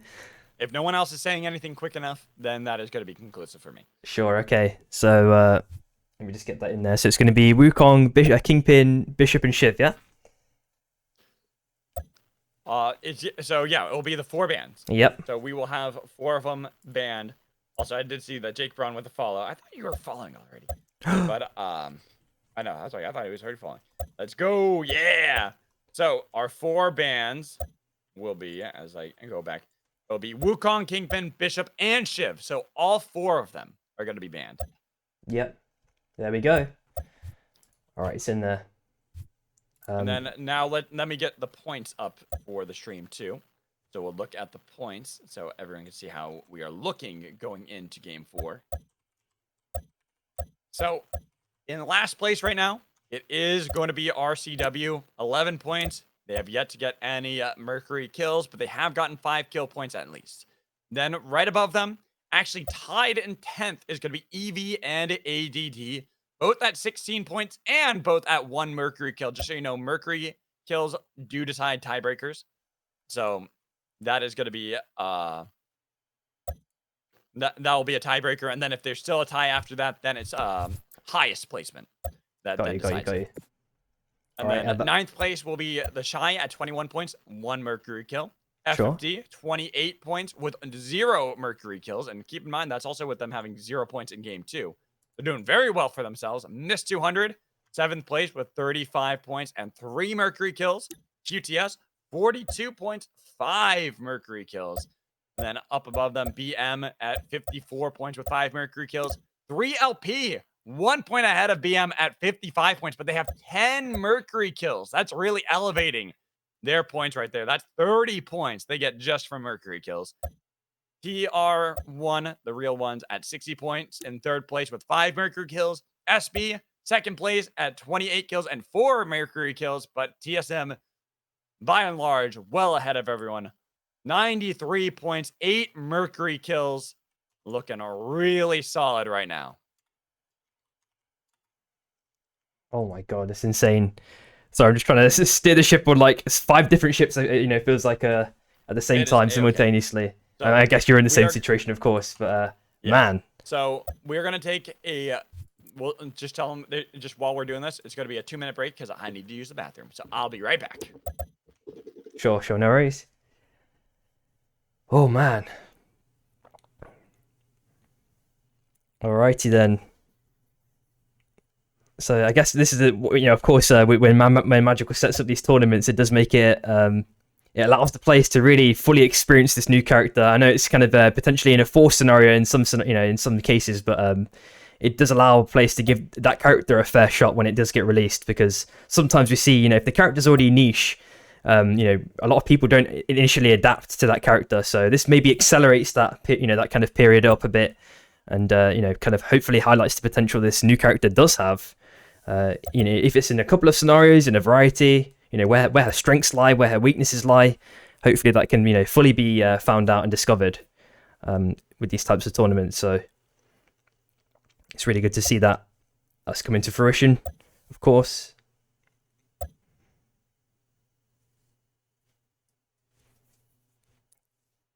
I think, you know, while we're waiting as well, if anyone else needs to, you know, grab a snack, grab a drink, now's the opportune time, because there'll be 3 more games shortly afterwards, and they're definitely going to be, you know, upping in intensity continuously.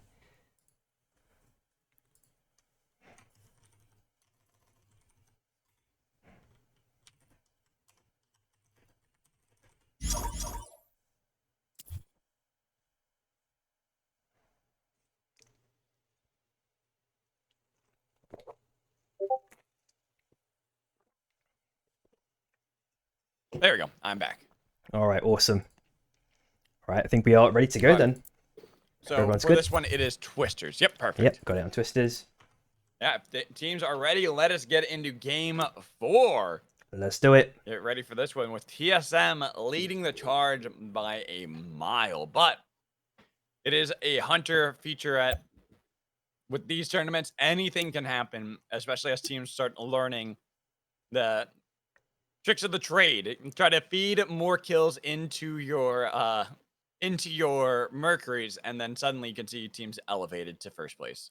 Exactly, Yeah, exactly. We're waiting for the Woody. Okay. Yep, and then we'll start shortly after that.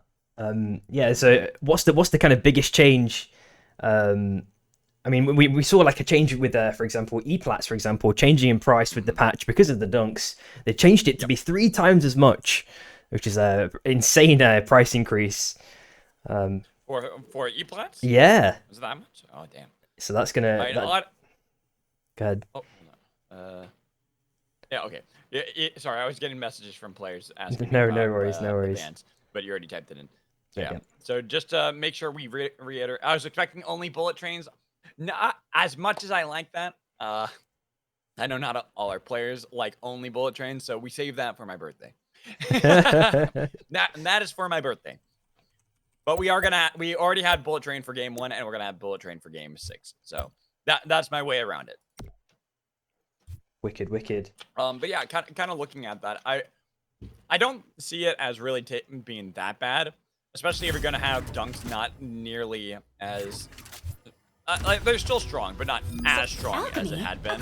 Yeah. So it makes a lot more sense to kind of make it more difficult for E-Plants and make it so that they're more expensive. Plus, we're seeing so many E-Plants. Like, it was getting almost a little ridiculous with just how many. Obviously, it was needed against dunks, but you still want some way to play with Abyss as a dunker. So you don't want to completely take away their ability to function. But Yeah, you also exactly. want to make it so that like people aren't going to be that punished either. Yeah, I think that's going to be interesting as the game continues to progress and evolve with various different changes. You know, if they're going to do even more changes to dunking or something along those lines. We'll see what they can. Exactly. Because I know that some people, it was kind of people are kind of half and half split. Like some people like the dunk changes because it kind of prevents that Boolean state where it's kind of you're really unhappy. Like I got hooked by a KP and then dunked. I couldn't really do anything and I'm instantly dead. Now you've got a chance to survive. That does hopefully level the playing field and prevent those kind of those feels bad moments. Sort of thing. Yeah, and I know a lot of people who like the dunks are a little upset about it, but I honestly think it's healthier for the game. I love dunks. I think spiking is a fun mechanic, but making it so that it's a little bit more user-friendly and beginner-friendly is going to be good for and healthier for the game in the long run. But here we are. We got to talk about this game, Game 4, as we have Twisters. And as we said before, TSM leading the charge. They are well ahead of everybody. So we'll see if any teams are going to be able to close that distance. Now that we have introduced bans, no more Wukong, no more Shiv, no more Bishop, and no more Kingpin. The 2 of our dunkers gone. Very interested to see how teams are going to now prioritize their composition. Yeah, exactly. And But I'm actually very surprised that there's only one team that went for the armors. That was in the drop line as well. Everyone just, you know, a lot of teams, or 2 teams went down to Coldfang. It looks like ADD instantly split and went towards the grind instead. Everyone else is pretty much well dispersed. TR1 looking to maybe rotate around on this small island, maybe towards Vein Grove. But apart from that. Yeah, I'm very surprised by that as well. Like, would have expected a lot more teams to try to contest EV here up in the north, but nobody wanting to see if they can take that away from them. So EV, they're going to be more than happy with getting all that gold armor to themselves. We see Fate Strikes dunked by Sebi. Unfortunately, well, yes, dunking is not as prevalent. It still is prevalent to some degree. Yeah, 100%. And just a question that you had in chat in respect to bans. So I think after game 3, we're banning 4 characters. Yep. So yeah, I'm typing it in chat. Oh, there we go. Perfect. No worries then.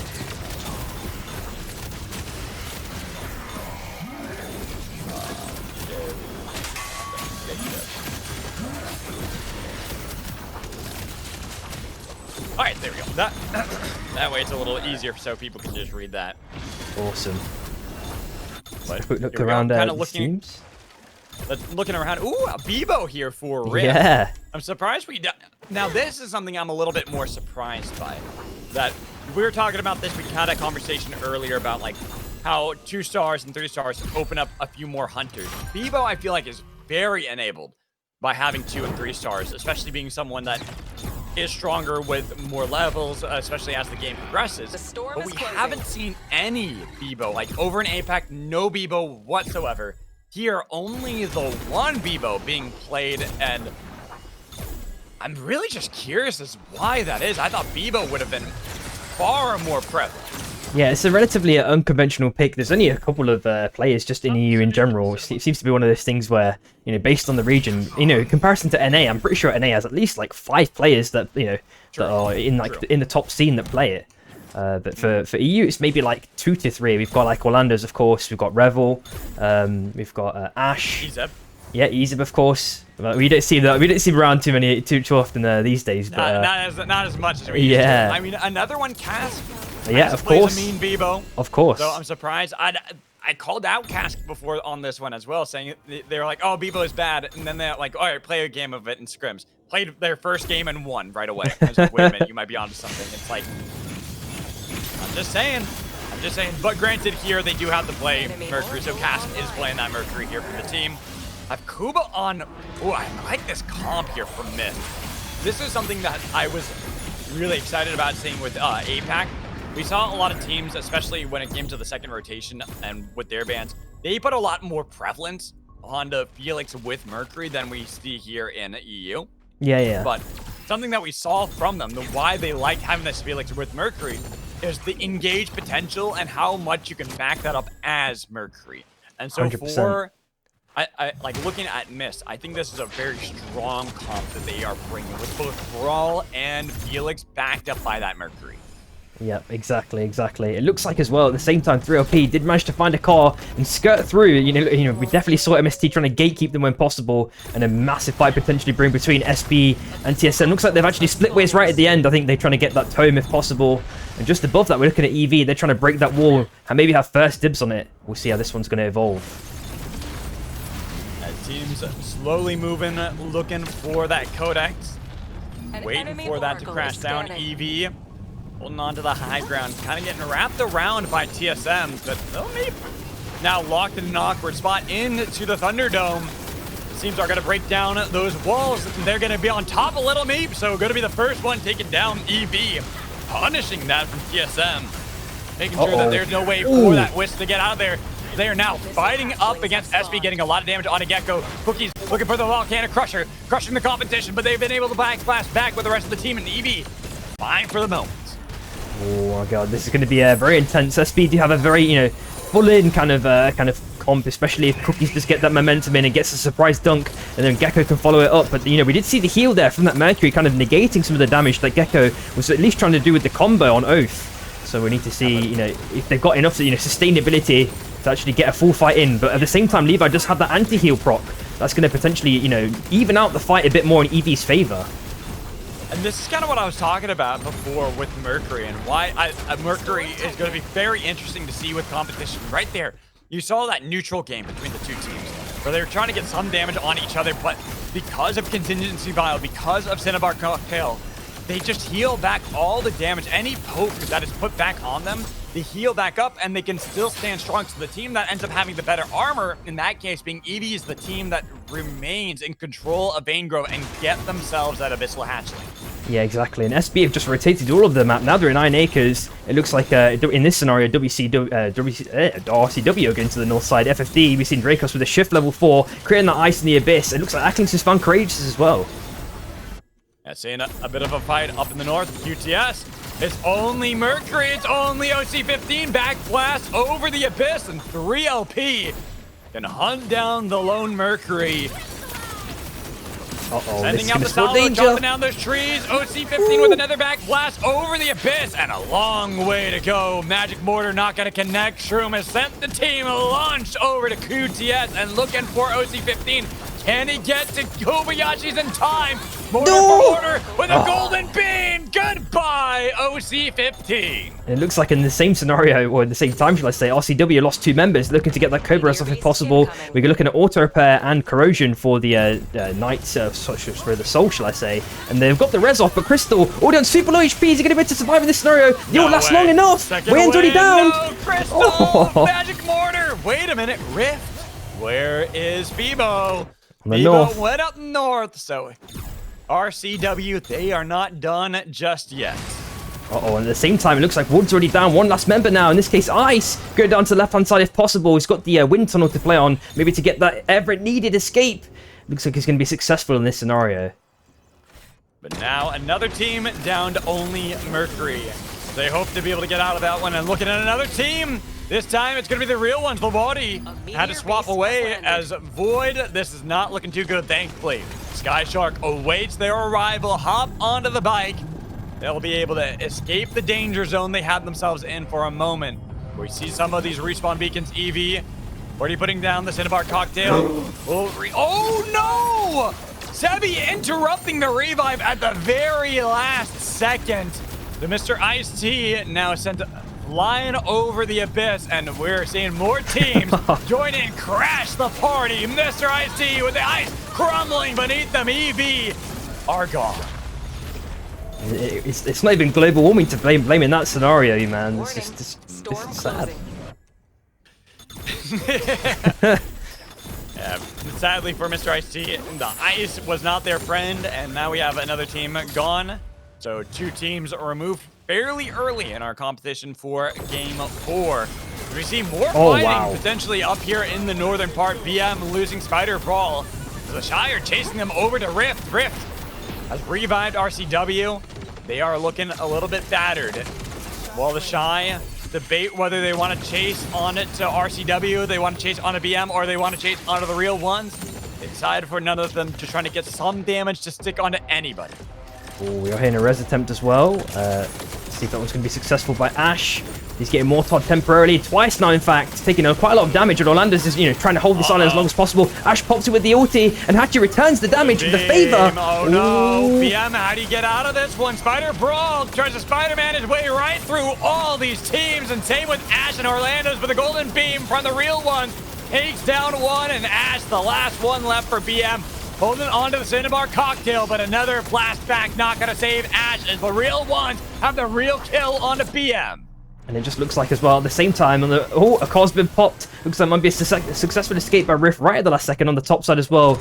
As we flick back up to Shy, and this time, in this scenario, TSM, Theo tries to pop it with the ult, with the Squid as well, combo, doing a massive amount of damage. Oh, the TP actually screws Saros, but just managed to survive with a slither of HP, but now they're in TO1's territory.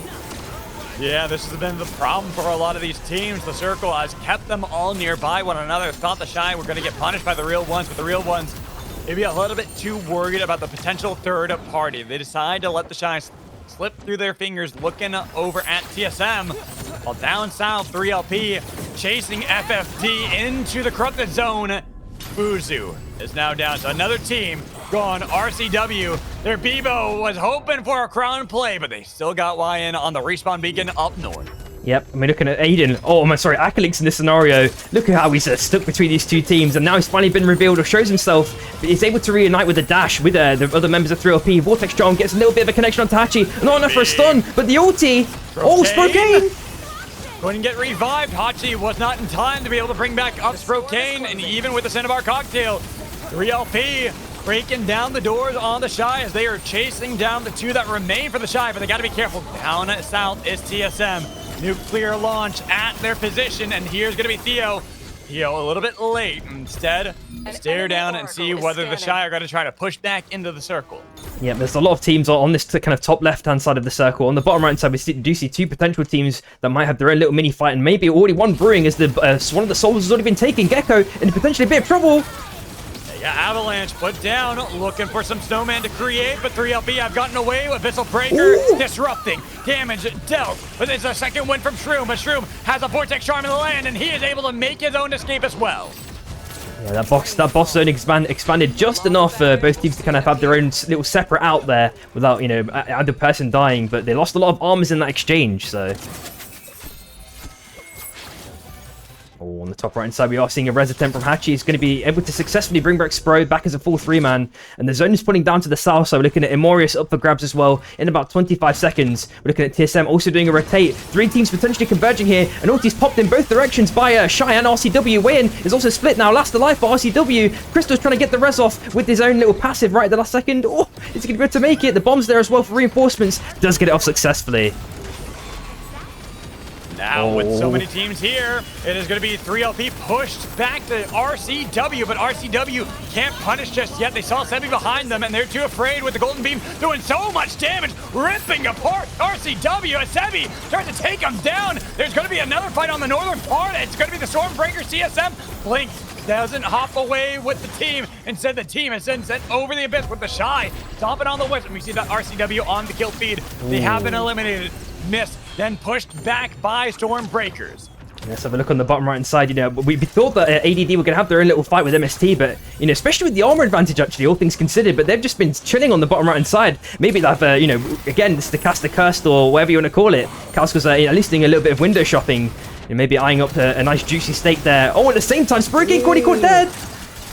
Broken down, Hachi hover wings back, but can he get back with Yasser to save the team? They put down the contingency vial, but they stomped on the wisp. Stars will not be back. They can take away Spokane, then 3LP pushing back onto the Stormbreakers. Not breaking the defenses that SB have been able to put up for themselves, while the Shy over the abyss waiting to see if they can rejoin and pick up that crown or get anything. Any real estate back for the team. Well, 3LP slowly try to get onto this big island that the real ones control. Oh my god, and it looks like Pointer has died amidst the chaos, so they're going to be definitely have to look for res if possible. There is res, but it is on MST's on. Oh, Raxa caught dead. Raxa's gone, and Sebi is still alive. This brawl might have a way back into the game, but I'm looking at where they can go. We see that Yasser, same position, but on opposite side of the trees. TSM, they've been pushed back to the brink, and they have to fight their way through the real ones, and now we're going to be an Abyssal Breaker on the track with Stormbreakers pushing back onto the real ones. The swaps from Roddy trying to get back onto the tracks. Oh, yes, sir. Slips through their fingers. Grabby Squid with the dunk on a purple. Swap away from the Wadi. He is alive, and they've got the Singularity that was able to lock him down, but they have the Cinnabar cocktail, keeping Cookies at full.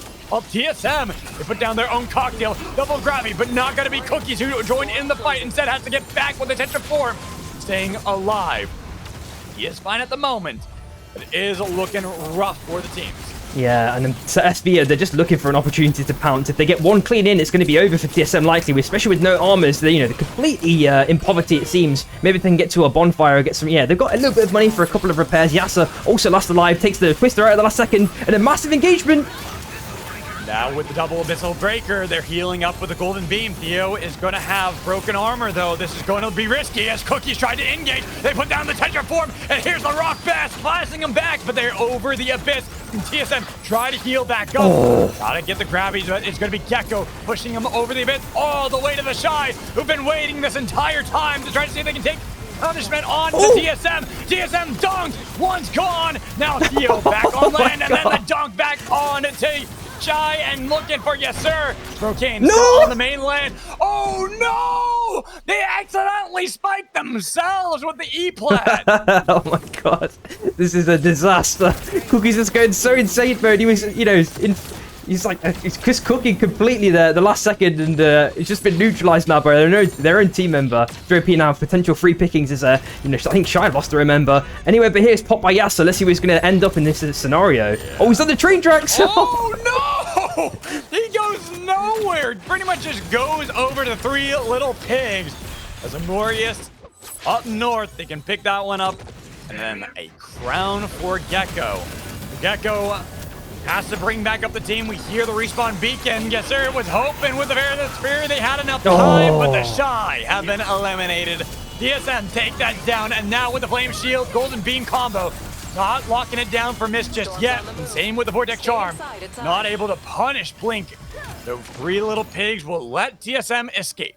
Yep, and Morris just was left on 77% HP. SB actually getting that boxers off. They're going to be successful, so no need for a crown pop. 2 members left for TSM. On the top side, we're looking at MST and 3OP. Aiden's already popped the ulti. Golden Beam getting a lot of damage on a Cask. Staying with the hover wings, and even with the flight of the Firefly, they peel back. They look for Mercury. Couldn't punish. It is going to be a Vortex Charm. Golden Beam onto Akka Lynx, melting him through, but it's at a trade of 1 for 1. They're trying to get the respawn, but another Vortex Charm to land. Do they have enough time? Cask is back in the game. Confiscator can now dive to try to see if they can take down 3 Little Pigs, but they have gotten themselves back. While TSM waited for Little Meep, and they can look for round 2 up against Miss 200. Yep, and Kubus has got surprisingly really nice armor after that, you know, continuous engagements that they've had. SB have got all members back, of course. Armor's looking good. Perks as well. And 3OP now just chilling in the bush. I'm wondering if MSD going to check this one.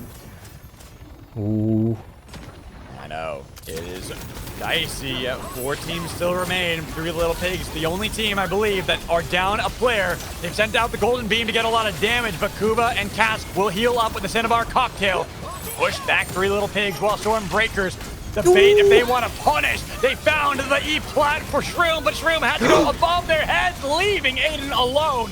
Only Zeph for 3 Little Pigs as TSM assail his position, and they are making sure they chase him to the brink of the breach and making sure there is no easy way back into this one. Shroom doing so much to try to get away from this fight, and he is alive. Yep, he manages to make it out just like a whole, you know, full lap there. He's done his 10 kilometers for the day. He's got his exercise in, and now he's trying to fight against MST. The fan has been placed for the extra bit of momentum. He's managed to rotate around to the right side again and get the dash in. Oh, he's going to survive. He is going for another journey. I don't even know where he can go. There is a respawn beacon down south, but it's on the base camp of SB. Even with the jet stream, do you have enough time to get this respawn off? They're now on your position. Golden Beam taking the damage on his room in the storm. A volcanic crusher to crush Shroom's dreams. Yeah, he even had the uppercutless there right at the last second for an extra bit of invulnerability, but unfortunately it wasn't enough. In the zone as well, super unfortunate. We're looking at a crown in the middle of this island as well. Should you know, one team lose a member now. It's just 3 teams left. On the north side, we're looking at TSM. You know, their armors have continuously improved over the course of this game, especially in the last portion of it. And now they're having their own little fight in the island, but knocked off temporarily. Abyssal Breaker. Abyssal Breaker, and then dunk onto one. That's got to be careful here for Miss. They're in a bad spot with the Golden Beam doing nothing. Trade for trade. And now the blast back with Tetra looking for Cask. There goes Miss 200 with TSM and the Stormbreakers. A Golden Beam out of dead break, getting a little bit of damage onto TSM.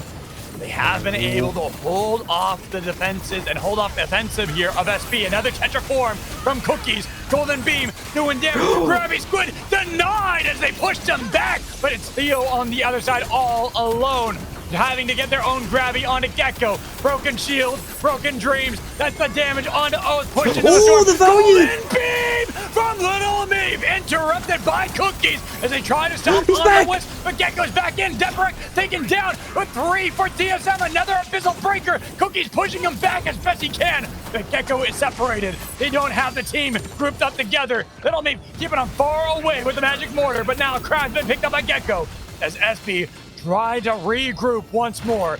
Jump pad's been placed down by TSM.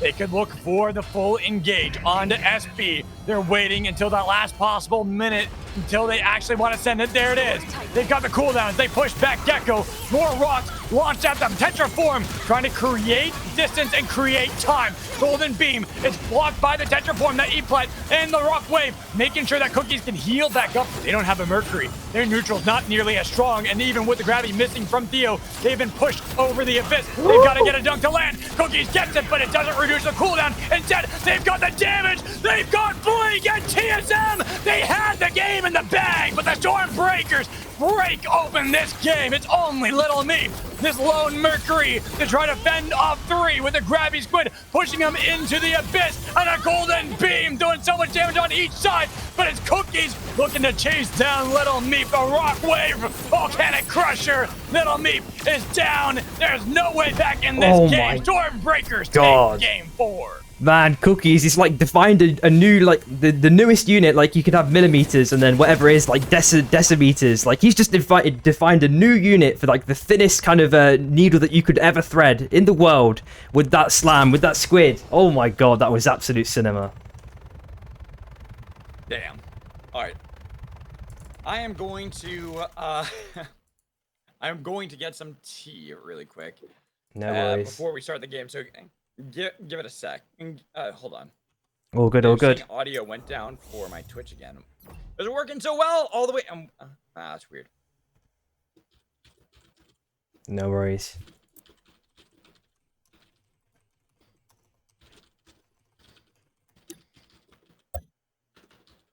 Oh my god, that last fight was incredible. And as I said, the crown did pay dividends on that mini island when they got that pickup. Oh man, it was just an opportune time for that pickup. And Cookies was there on the bottom left-hand side, pops the E-Plat. He has the walls for cover to kind of prevent the Mercury ult from doing that much damage. They really juggled the damage coming their way really, really well right at the end. That last fight was, you know, immaculate play from all sides there right at the end. Holy. Can't believe it. Oh, I think I need a drink myself in that scenario. So hot. Oof.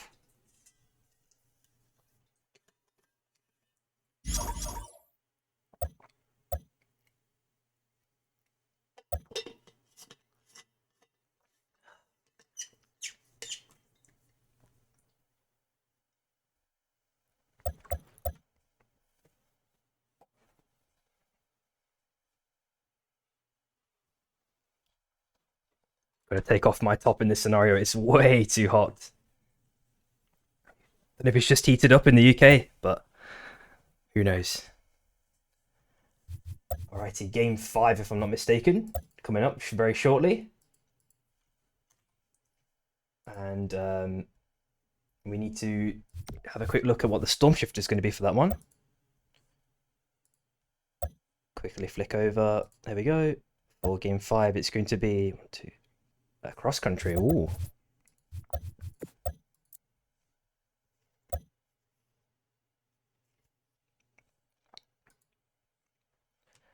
Oh man.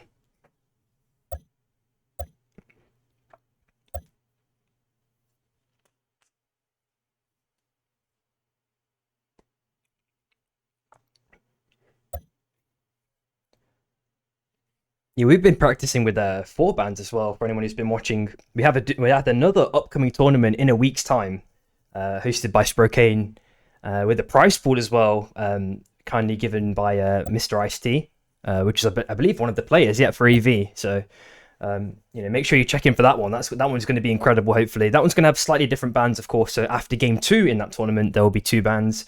And then after game 4, there'll be 2 more bands. So 4 bands in total, as opposed to the 3 that we currently see for Mad Magical's one. So great stuff. There we go. I'm back. Welcome back, dude. All right, I've changed it to cross country. So I think that's the one we want. And if you're ready to go, I can send it. I am ready. All righty.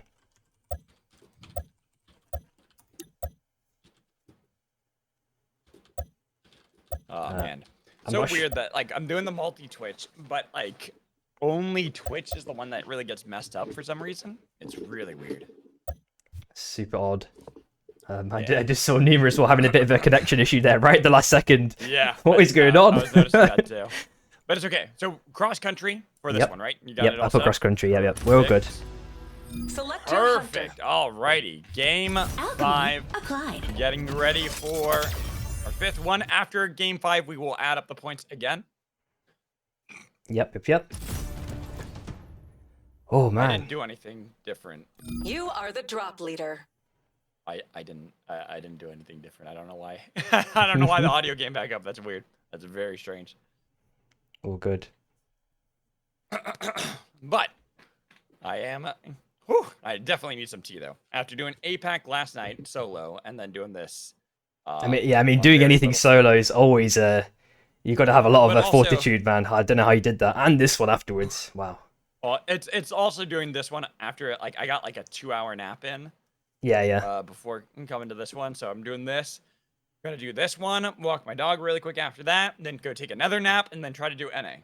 So Ooh, if hopefully you need, we'll if, get enough. yeah, if you need a hand with hopefully NA, we'll I get can enough maybe help. I have a public holiday in the UK for Monday, so I've got an extra bit So of leeway. Maybe. Okay. I might need help with observing because I know Zik wants to join in. Logic, I wanted to get in, but I needed someone for APAC. So not having someone for APAC, and now having 2 people who want to do that. I already promised Zik first that he can do NA, so I don't know if I'm going to be able to get Logic in as well. I'm going to try. Okay, no worries. I could only hear about half of that because people were just emote spamming Yeah, permanently. yeah, You might have to repeat that or DM me afterwards as we Yeah, get into game 5. I'll DM you. The biggest Yeah. thing is going to make sure that we get teams for NA. That's going to be the big thing. Okay. I got you. I'm going to try to take a nap, which means I'm not going to be... which means I'm going to be AFK for a bit. I need some help getting teams together. That's going to be the big thing. Ooh! Look at this drop, though. First, it starts off an academy, and then we have the narrowed cone all the way over to the grind. Yeah, look at that funneling. It looks like a RCW are going straight for the Sky Sharks. TSM have made their way towards Fragile and probably towards Dawncaps for those armors. And 2 teams have actually dropped on each other in this scenario. RCW, it looks like it might spell trouble for Trophy. Just getting the call at the last second. Is he going to get out this one? Ooh. Oh no, Joyby. Wait, he got one. No, wait. No, wait, He Joyby. did. He got one already. RCW continue to try to chase it down. Skyshark about to blow. Joyby into the jet stream, getting so much damage on RCW. He's about to overheat, and somehow Joyby, 1v3, beats RCW. I cannot believe that. It almost reminds me of like a Dark Souls boss, you know, when it's kind of circling around you and then you've like killed one of the limbs and it goes into like a temporarily weakened state. You know, you've taken down one member. It always reminds me of that when someone dies to a Sky Shark. Holy.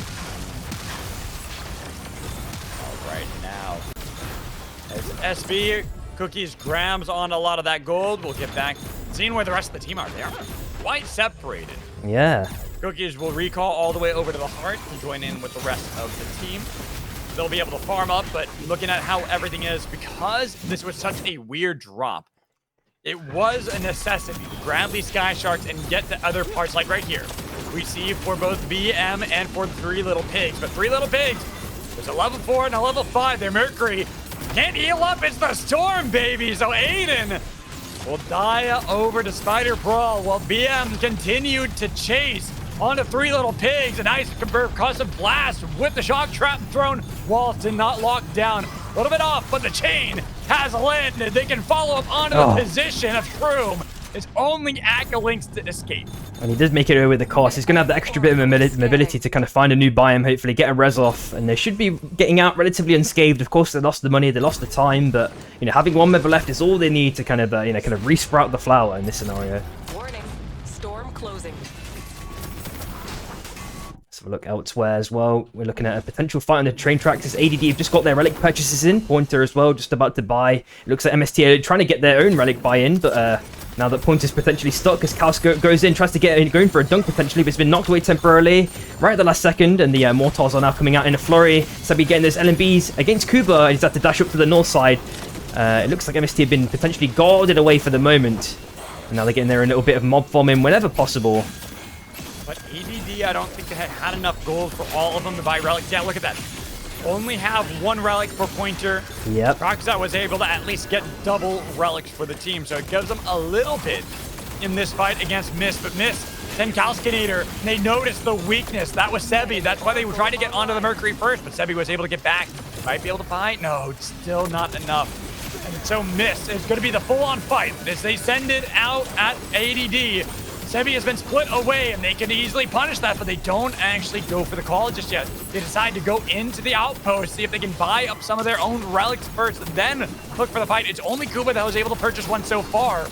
But we see that Kalskinator trying to do the same, has been able to get their first one while Kuba buying their second, then Cask sent aggressively at Raxa. Raxa, the one with the double relics. If they get rid of that, that's a lot of damage already denied for ADD. With ADD kind of split up. Stormbreakers, they can intervene and third party this, but Raxa actually got punched and launched all the way back to the rest of the team, while Mist now have to deal with SB, losing one already. Then the other two of Mist 200 sent in opposite directions. Yep, and it looks like ADD managed to, get away from that one unscathed, but now SB might have changed their eyes or, kind of focusing now on ADD. They got the car, they get their ram into Raxa just above them. We are looking at them, the TR1 looking for an escape in the zone. Raxa on less than half HP. About to get done potentially. Another car send. It's been exploded. Can he make his way down to the south side? Oh. Cinnabar concoction. Oh, Raxa, I like what he was attempting there. Was hoping to use the shockwave to get distance from SB, but there's only so much distance you can create, and so now they are only down to one player. It'll be rough here for ADD. Yep, we're looking at Ever Oracle and Massimune dropping down very, very shortly. We're also looking at BM, also temporarily split, where you did see Orlando's kind of holding guard of the TP right at the end there. And Shy looking to rotate down. We're looking at Diadem pick up for Hachi as well. Pretty much standard builds across the board. On the left-hand side, we're seeing a lot of teams converging again. I know we have this fight, but what a weird circle. It starts off with a conical shaped drop over Academy that then pinpointed onto the grind. And now we have this circle dragging us all the way back over to Academy, which we very seldomly have as our final circle. Oh, and SB Gecko manages to get that healing. 3OP managed to get a nice amount of damage in for free, but that healing from the boss does negate pretty much all of it, and 3OP just going for ascending. Oh, they got Deathbreaker to super low HP. He gets the heal off right again at the last second. Oh, now the ulti's been used. They've got the golden beam trying to get some damage, but it's just shy of actually landing onto 3LP, and then Cookies. That Rock Wave didn't really help you take down that wall quickly enough, and he kind of got locked in a very awkward position there. So it seems that gives enough levity for 3LP to escape. Yep, and there is a bit of wall tech, of course. I think it just it kind of got scuffed for some reason. But yeah, if you pop the wall, you can manage to get the kind of walk over it or jump over it in some scenarios. But yeah, it kind of glitched there a little bit, and he lost a lot of tempo in that scenario. I think it would have been really exciting to see. We're looking at a bit of bomb tech as well. A nice little cheesy escape there from Bevo. Oh my god. Rift using the fast Bebo to get out of there. Not the fast guard, just the fast Bebo. As he was able to escape. But we're back in Academy. There's EV and Mist. They managed their escape, but from one fight to another. This time it's against a team that also seems to have just as broken of gear as they do. They're not actually going to fully send it. Well, full send is here with that Tetraform from Cookies. They've been chasing 3LP for so damn long. Golden Beam, as they have separated the fight to get the spike on Akalinks. 3LP into the storm. They have a way out, but man, this circle just keeps getting weirder. How much abyss do we have here?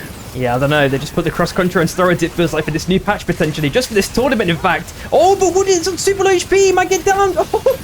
Oh, there goes Wood. Wood is gone, and now with the Golden Beam, there goes Levi. Golden Beam from Mr. Ice-T under the wall of Academy.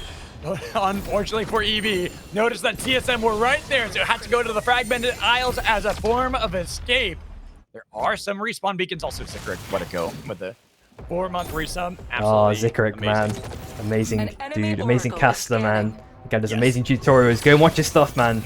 Yes. If you haven't checked it out, Zik Super Vibe is where you can check that out. We gotta check out how these fights are. And then oh my goodness. Oh Zik, my god. 5 gifted subs afterwards too. Zik, you're amazing. But we gotta talk about this fight because right now Sprokane has no health and is taken down by Ash. Mercury and the rest of BM eliminate the Shy first. Oh my god, and just after that, we're looking at TSM. Look at their armors in comparison to 3OP. They're fighting for the dregs, it seems like. And it looks like RCW were trying to get the soul, but now 3OP, Aiden, stuck in a very, very sticky situation. One spike already. And it looks like Aiden might take it anyway, but here, he's going to take it. Where's he going to land up is the question. Where's he going to go? Oh! Wait, yes. Oh no! Oh no! What the FFD were right there, but it had a Sky Shark. Grabs onto that one, gets out of there. We have to stay in Academy. We gotta go to school here and learn some gameplay because We are still focused on Academy. 3 teams are now within its walls. Oh, this is looking quite dangerous. Kalsk is setting it in full fat. He's already had to pop the ulti for the extra bit of defensive measure, but the rain of arrows, the ulti as well, both sides. Yeah, Kalsk is gone. Kalsk is gone. Golden Beam down on the TSM, but they might be able to get the revive onto Brawl. Well, Kuba is on the other side, waiting to see if they want to engage on the fight while Kalsk tries to save Kalskinator.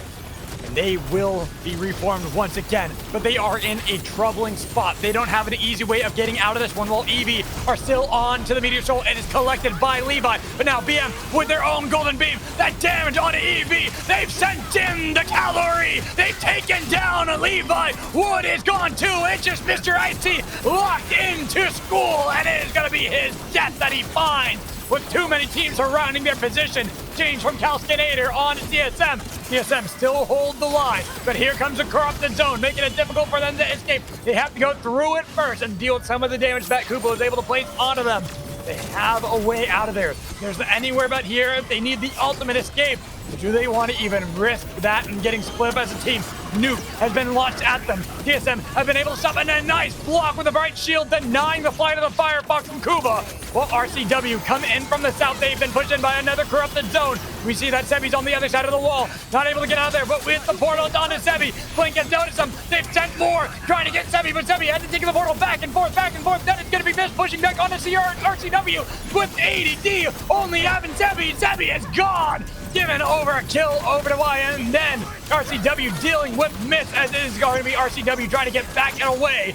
TSM still on the other side of the wall. They've been going back and forth with this portal over and over again, but the Cinnabar Concoction will heal back miss 200. They're going to be fine, and they see how low that blink is. Even with the walls they try to put up, their walls have finally crumbled around them. Grabby Squid, no distance gain, TSM eliminated. I cannot believe it. And we just saw another spike as well at the last second. So BM have been, slowly been accruing kills. They've been playing on the south side quite a predominant amount of time, and now they finally come up. Looks like the ulti's been cancelled at the last second by Kaos. Takes out the last member. Wow. And we see that Stormbreakers got eliminated too, right about the same time. So many teams getting eliminated in quick succession as we are running out of land to play for.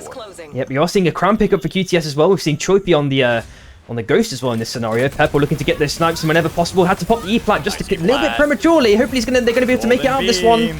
Oof. Nice block as they're putting up the walls and they're sending out the Abyssal Breaker. Can they get the crown? Choipy, he's got enough health and he's playing aggressively. But Zug has gotten that Cinnabar cocktail, healing all the way back up to full. Nothing can stop them as you are now the ones sent into the storm. If you have an E-plat, you've got to play it perfectly here, Choipy. You're about to overheat. They're chasing onto your position. I don't see an E-plat, and it gives the real ones their own crown play. Yeah, it looks like FFD have their own little safe space on the bottom hand side, which no one is going to basically intervene with. At the same time, Arclinx is dead through up here, just chilling in the bush. They're waiting to pick up the crown. They're just waiting. It's at their feet.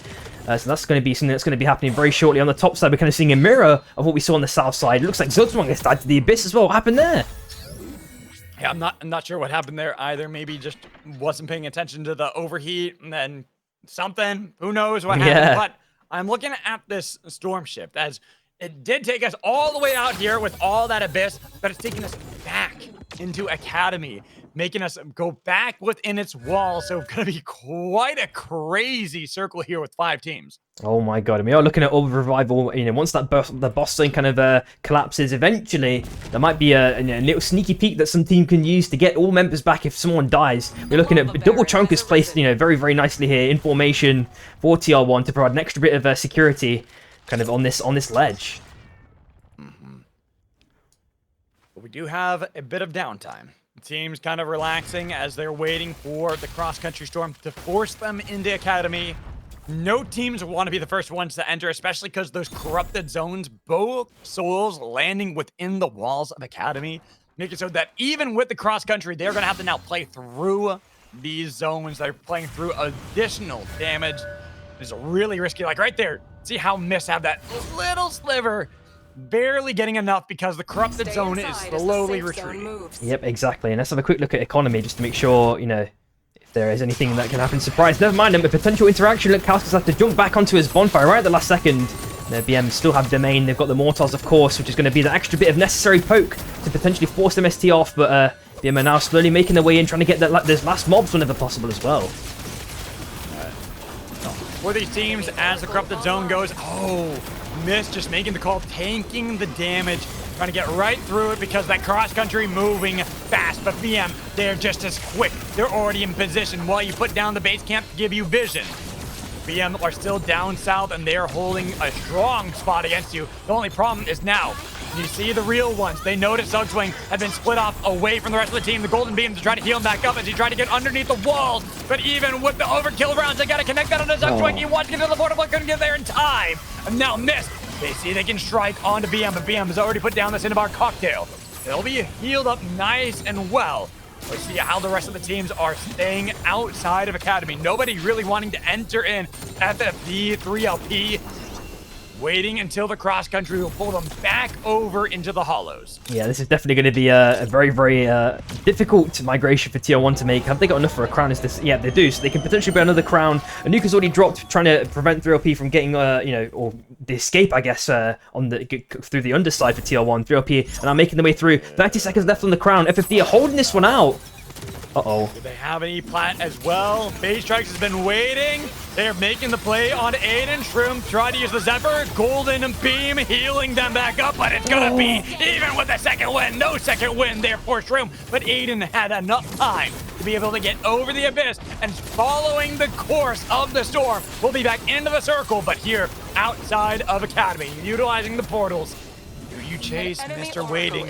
They don't know if they want to make this call just yet to try to go onto the territory that BM have. Instead, they'd rather go underneath the walls, knowing that portal is going to be dangerous while we see the Wadi holding on to their own crown. 3LP, they got their crown play, and they're playing aggressively. The Wadi taking a lot, and there goes Tetra, only leaving. Sorry, Purple has to get away. Portal over. Meant to drag them to their demise, but FFD, they've shown up to save the day and make sure they take down the real ones, then get rid of Hackle Links with Fate Strikes playing aggressively onto 3LP. Swap back into the hollows. No way. Onto Aiden. It's only for left grabby. Singularity. Fate Strikes takes away the three little pigs. Then Miss 200 and BM. They push down into the hollows onto FFD. The three teams that remain, but it seems that FFD, they've taken their prize and they'll be able to get back into the circle. Yeah, I cannot believe that. And the Mortals are going to keep continuously coming out as the cycle continues to close. That's definitely going to make the amount of available space even smaller than it actually seems. We're looking at FFD. You know, they've actually capitalized very, very well on 3LP. Managed to forage their bodies, get a lot of goodies. And on the top side, looks like BM are they're just waiting, patiently biding their time whenever possible. Enemy Yeah, Oracle they're back online. into the, our typical, the good and the bad and the ugly scenario with teams slowly pushing back and forth. Waiting to see. Oh, wow. We are really getting dragged along with the cross-country storm. Also, what's up? Certainly someone here. I love seeing you back in the stream. Definitely check out Supervive if you haven't. Beautiful game. Absolutely fun. Wicked stuff. Highly recommend. Whew. Oh my god. Just looking at money and items, seeing what's going on there. Oof, okay. On the top side. So BM definitely going to have a potential troubling rotation around to this new circle. That's going to be the thing to watch out for, I reckon, in this scenario. But they are biding their time, maybe considering their options. I think maybe a wide circle around from the left-hand side might be the safest in, because they definitely don't know where FFD are unless they make some noise. I do think, going through the kind of center down southways is definitely the most dangerous route around. So they should probably pop the scan. I hope they've... Okay, they've popped it already. There we go. Never mind. But I'm looking at our teams. I was like, will follow our cross-country storm, FFD. They played very passively all game. As you talked about before, they were all the way on the outskirts of the circle. Slowly, they moved their way in. They found some really critical fights now, and they are kind of in control of the cross-country. Teams are following their lead. Missed right behind them. I love the attempt there from Fate, looking for another grabby kidnap play. Very close, but not quite. Yep, and it's going to be, I guess one of the things that's really interesting to notice, of course, with the squid nerf not being able to root anymore, that you know, Face Strikes or any dunker is going to have a potentially more difficult time, you know, actually getting that character down temporarily for a split amount of time before they actually get their own dunk off, of course. And maybe in some instances it's potentially easier because you can leverage their momentum in some sort of way or predict the momentum. As you mentioned before, I think maybe towards the start of the stream, that it's kind of a higher skill reward to get that thing off now because there's no root, of course. Yeah. So BM, they slowly wrap their way into the circle. They're taking control away from FFD. Been pushed off the island by Miss 200. Again, playing this very calm, collected game for FFD. Not really wanting to be the team to initiate. They've been able to punish a couple teams in some of these fights, but as we have this calm, I think it's because he went right over a Spider Brawl. That would have been quite a crazy kidnap onto Spider Brawl, but look at all these chonkers placed down by BM. I can't believe it. Yep, and they're definitely going to want to take over the high ground straight away as MST have already walked over. And, let's have a quick look at the bonfire situation, see if any nukes are going to get dropped in the next couple of moments. On the south side, we're looking at a potential bond steal from Dracos as he's sending in those NMBs whenever possible. Face Strikes is just lurking around. Looks like Dracos is flanking around the left-hand side too. Orlando is trying to poke out MST when possible. They don't have much solid ground to play on. If they get forced off, it could spell danger for them. It's kind of the nice thing about having Mercury. It's a lot easier to be able to get rid of things like Chonker Cannons. Fate almost was able to get the kidnap onto BM. This is now where everything is getting a little bit too close for comfort. Missed. They already tried to see if they can start out the fight, but Cast took a little bit too much damage, and Spider Brawl a little bit too afraid to start it off as well. When the Brawl doesn't want to dive in, you know that things are tense. Yep, exactly. And as you mentioned, those chonkers keep providing dividends, but as we saw before, like even with the pre 1.0, and you know, if Mortal's ever in play, of course it's now part of Mercury's kit. You're going to try and take down those chonkers to kind of neutralize and open up the free space again. We're looking at maybe Dracos with the perk that gives the non-consumable elixir. Just pops one, you know, they've made that change. A singularity pop gets cancelled. TP's away. Oh no! Fate couldn't get away in time. So there goes the kidnap for FFD. They couldn't even be able to bring back up the Wisp with the golden beam. Healing up, miss. They chase on to MB, but MB, they use their own golden beam to make sure they're keeping up. But there's going to be Kuba sending it in deep. Looking to see if they get the damage. The anti-heal has been applied. They've got the damage, but they still somehow survive. Finally, it's going to be the dash in from Calcinator to get rid of Orlando's. But on the other side, FFD, they've revived Fate Strikes. Guess what? You hadn't finished him off just yet. You thought he was done. But FFD are still a part of the game while we see on the south side that BM, they're on the respawn beacon that just barely was able to get into the zone. And now they have the full team once more. Yep, they were able to capitalize off the chaos to get that res off. We saw it happen, I think, just last game as well, and they've been able to do it again and again and again. This time, BM, the arm is looking quite, you know, west for tear. Nice Dracos. Barricade. But Dracos, even though he took a lot of damage, they had the Cinnabar cocktail with the contingency vial to heal them back up. And look at this. This is what I'm talking about with Mercury. The neutral game, if you do not fully send these fights, teams will heal back to full. The only problem is we see for MB that they are low. BM, they are low on their armor. Only Spider Brawl has armor left. Never mind, that has been taken away. And now they are at the brink, about to get sandwiched between the two teams. Pushed over the abyss. Spider Brawl separated. Singularity, it missed from Fate Strike, but he swaps back with the rest of the team. And now chilling finale. Dracos bounced away, couldn't get over the wall, so instead has to go back with the rest of FFD. I can't believe that, you know, when someone gets blasted away like that, it just reminds me of like a beach ball, you know, it's just got that super low kind of, what's it called, the kind of physics where it kind of just slowly drops down, and especially when he's mid-chilling finale cast. MST are looking super strong with their armors. Ash with barely with 0, in fact. Orlando's also 0. So, to be honest, it looks like MST, then FFD, then BM, unless someone gets like a really clean third party. I feel like that's what the teams are really waiting for, and that's the kind of the beauty of cross-country Storm, right? You have to play pretty intelligently when it comes to your macro and how you're moving around, but you also want to make sure you're not putting yourself in a bad spot. Like right here, we see the connect onto Ash, and with Ash, even though they have the contingency vial, they're summoned on the Wisp. They might have enough time. Can they be able to revive Ash? They might be able to drive back in their Mercury for one more battle, but BM, they're in a bad spot still. There goes Ash once again. They take down Orlando's only Spider Brawls left for BM as the bastard mentioned cannot get away. They try to get back over to the other side, but they are overheating. They have targeted their position. They find the spike, and finally, BM are no more. I can't believe that, and it was really, really nice and fast reaction times from FFD to, make sure that they can get one kill and quickly look behind them because they knew that MST were hunting, if at any weak spot when a cooldown has been used to actually just capitalize on it and go for a full in. That was very, very nicely done by FFD, getting that one pick and then quickly cycling back.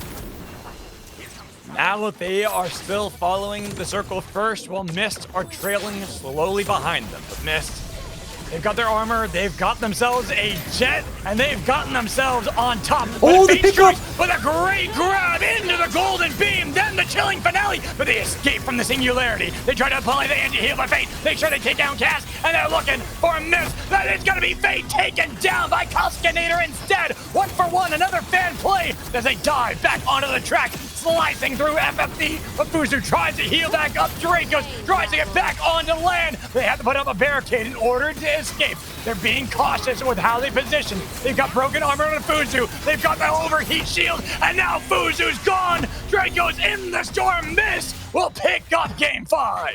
I can't believe that, and that's just Kausk, mandolin personified there with those slices. Oh my god, that was extra clean there. He just sent it in, had enough sustain. He got the passive proc, full red status, and just managed to just go crazy there. And it was right at the start of it, we saw Kubik with the insanely aggressive engage, and everything just went their way, it seems, for MST. Yeah, I mean, Mist, well, I will say it played really well in some of those fights, but as someone like Ash was saying, there were definitely some of those grabbies that missed from Fate Strikes. Had one of those landed, could have been a very different story that we saw. But Fate, I gotta say, at least he was going for the plays. He was trying his heart out to make that Void grabby squid play work. He was able to get it a couple times, but it is not the easiest to land consistently.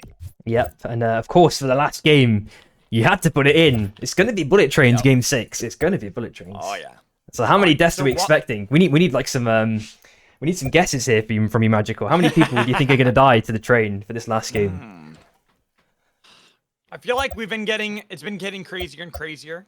So I'm going to go with 5. I'm going to say there's going to be 5 Bullet Train kills here for our last game 5, of okay. the EU version, the EU edition of the Mercury Multiverse. Yep, I don't think you're that far off. I think 4 personally. I've got a time machine. It's 4. It's got to be 4. Okay. And just so everyone knows, we are going to add up the points before we do start up this game, so we can see how the teams are looking going into our very last game, so we know which teams we're pulling for, which teams we're expecting to win, but that doesn't guarantee anything. Yeah, exactly. We saw earlier, you didn't see, but Cut All Vegetables, they were looking like they could win. They won game 6. They had enough points, but they didn't get enough Mercury points. So ASD ended up still being the #1 team after game 6, even though ASD, I think, dropped out 7th place in the final game too. So you never know. Oh my god, and Zikarik, the actual GOAT, actually subbed, man. You're a legend, dude. Appreciate you so much, man. Man, we need to get another caster at some point, man. Just for all time's sake. Holy. Man. Amazing guy. But, yeah, so let's see. I'm just going to wait for the points from Alario. We can show that off on stream. Here we go. So our points and how we are looking going into game 6. Yep. So in last place right now, EV, they have 17 points. They've only gotten 1 Mercury kill. So unfortunately, only the 1, but they can move up pretty quickly. 11th place is RCW at 19 with 0 Mercury kills. ADD, 10th place, 28, 1 kill for Mercury. Shy, 34 and only 1 Mercury kill. Well, then moving up into 8th place, QTS, 52 with 5 Mercury kills. Ooh. Been a little bit more proactive with making sure they're getting those Mercury kills, keeping them up in points. FFD, despite getting themselves 2nd place in that last game, only 58 points. 2 Mercury kills, definitely hurting them. Real Ones at 6th place with 80 points. 6 Mercury kills, looking much better. BM, the Bastard Munchen, they're at 88 points, 9 Mercury kills. A lot better. Missed 200. 4th place, 98 points, 7 Mercury kills.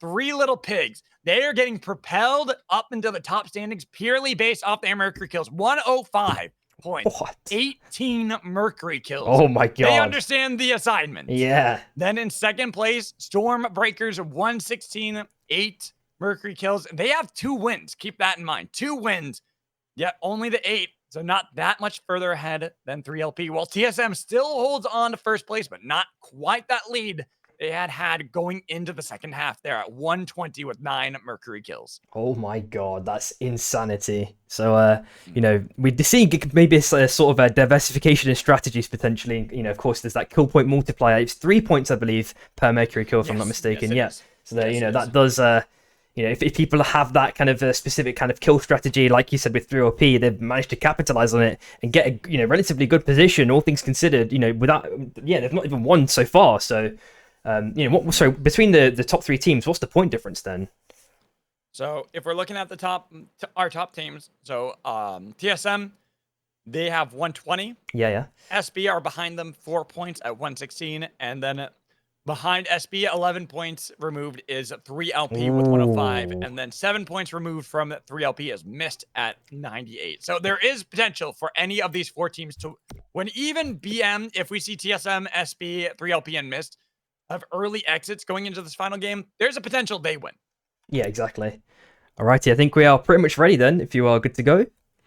I am ready. Awesome. Let's get into our final game of the Mercury Multiverse EU edition. Let's see which team will join ASD as our winners for the Multiverse. Oh my god. So, you know, we at the end of the trailer for Mercury, we did see potentially a kind of a leak for a new character.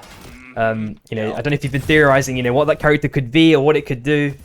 You got any ideas? I'm imagining probably another assassin. Alchemy. Assassin, okay. Like at least from the very, very brief look of design, people are theorizing something to do with Wisp, which makes me think assassin. So we'll see. You know, you never know. There's a very brief window, so we have no idea.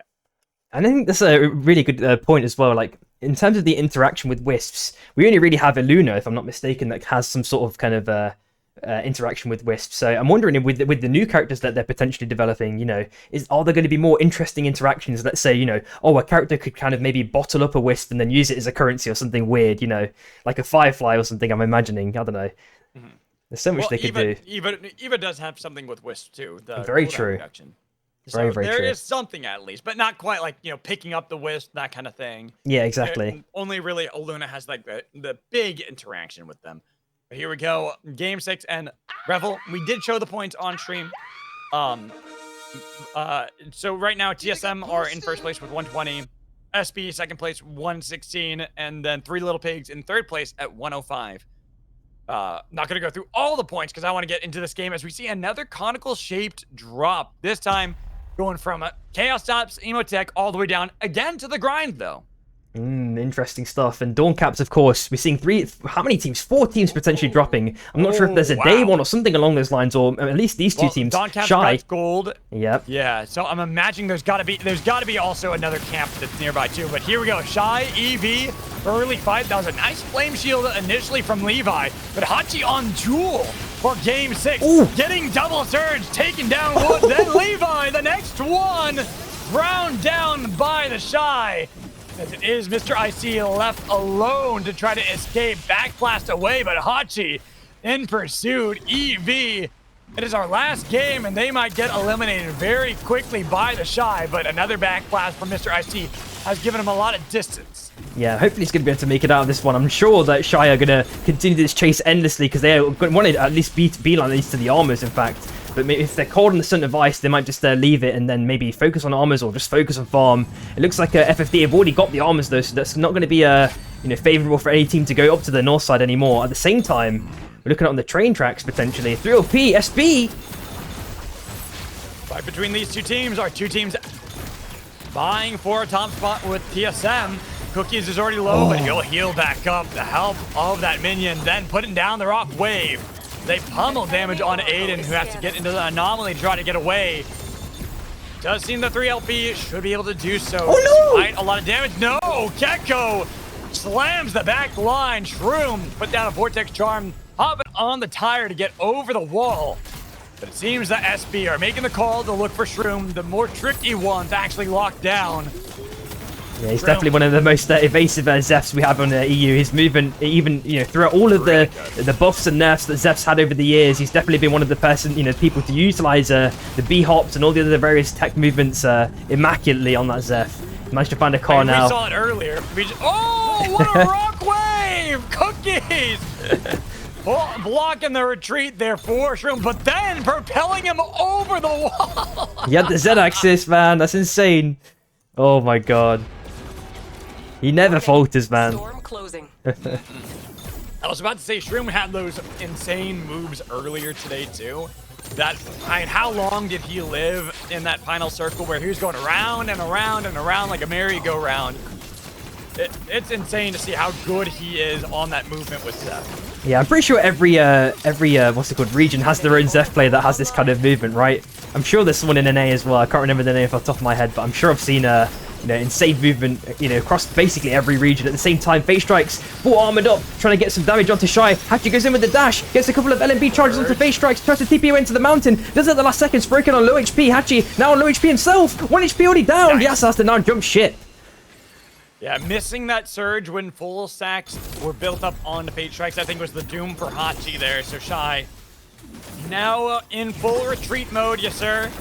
This time the one who's been put on Mercury duty, as it's going to be chilling finale. They already hit those 7s, but that was ambitious there, Dracos. I know what you're trying to do, but yes sir had enough to get away. Yep, and you do see Sprokane on the top side, getting that res on Dawn Caps as well. We've seen car pickups from RCW, and they may be potentially having a collision with 3LP if they do meet up. At the same time, we're looking at a trade rotation from QTS. BM temporarily split as well themselves, as we look at a kind of general macro overview of the map and all the players inside it. Seeing how the teams are, where everyone's kind of moving around. Probably our most central circle we have seen today, at least for EU. Where we've been on like the edges for so many of them. Even on game 1, we saw that kind of focusing on Chaos Sips before pulling us back over to the tracks. Here in our final game, keeping us honed in a little bit around Wraith's Row, a little bit around the heart.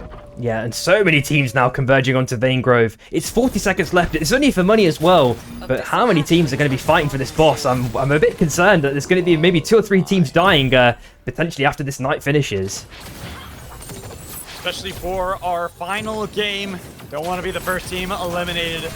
Nice Bungie that pulls it back in, but they've got down Stable Anomaly, and look at the damage with the Singularity, trying to lock it down with the Golden Beam. He's healing up Gecko for so damn long, but now, another one! Out of nowhere, FFD with their own Singularity onto Cookies.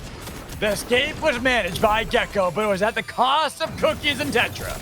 Yep, and now it's the Mercury LMB flurries being sent by in both directions. Of course, both Voids have their ultis off cooldown, so it's going to be another while before another team can maybe look for a kidnap or a full engage. Wody looks to TP down to the right-hand side, or maybe a full disengagement in this scenario. And as well as that, Shy have also got the res off. MST looking for a little pounce onto them potentially. Yasa might be in trouble. The car's not been blown up just yet, and now it's just Mortars being exchanged.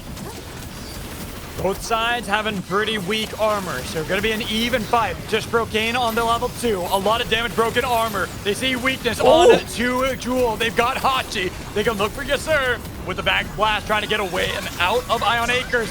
Golden Beam does a lot, as even though you had your own Golden Beam, Yes Sir, it's not enough to be able to out-heal all that damage that was pumped at you. So only Brocane again has been left for the Shy. Yep, it's like we're watching like a power washing simulator there. Just trying to get that trophy polished up when Yasa uses the stasis, and then the beam's on top of him. Very reminiscent of that. And at the same time, it looks like Shy have already got the res off. They're only back in it as a full 3-man.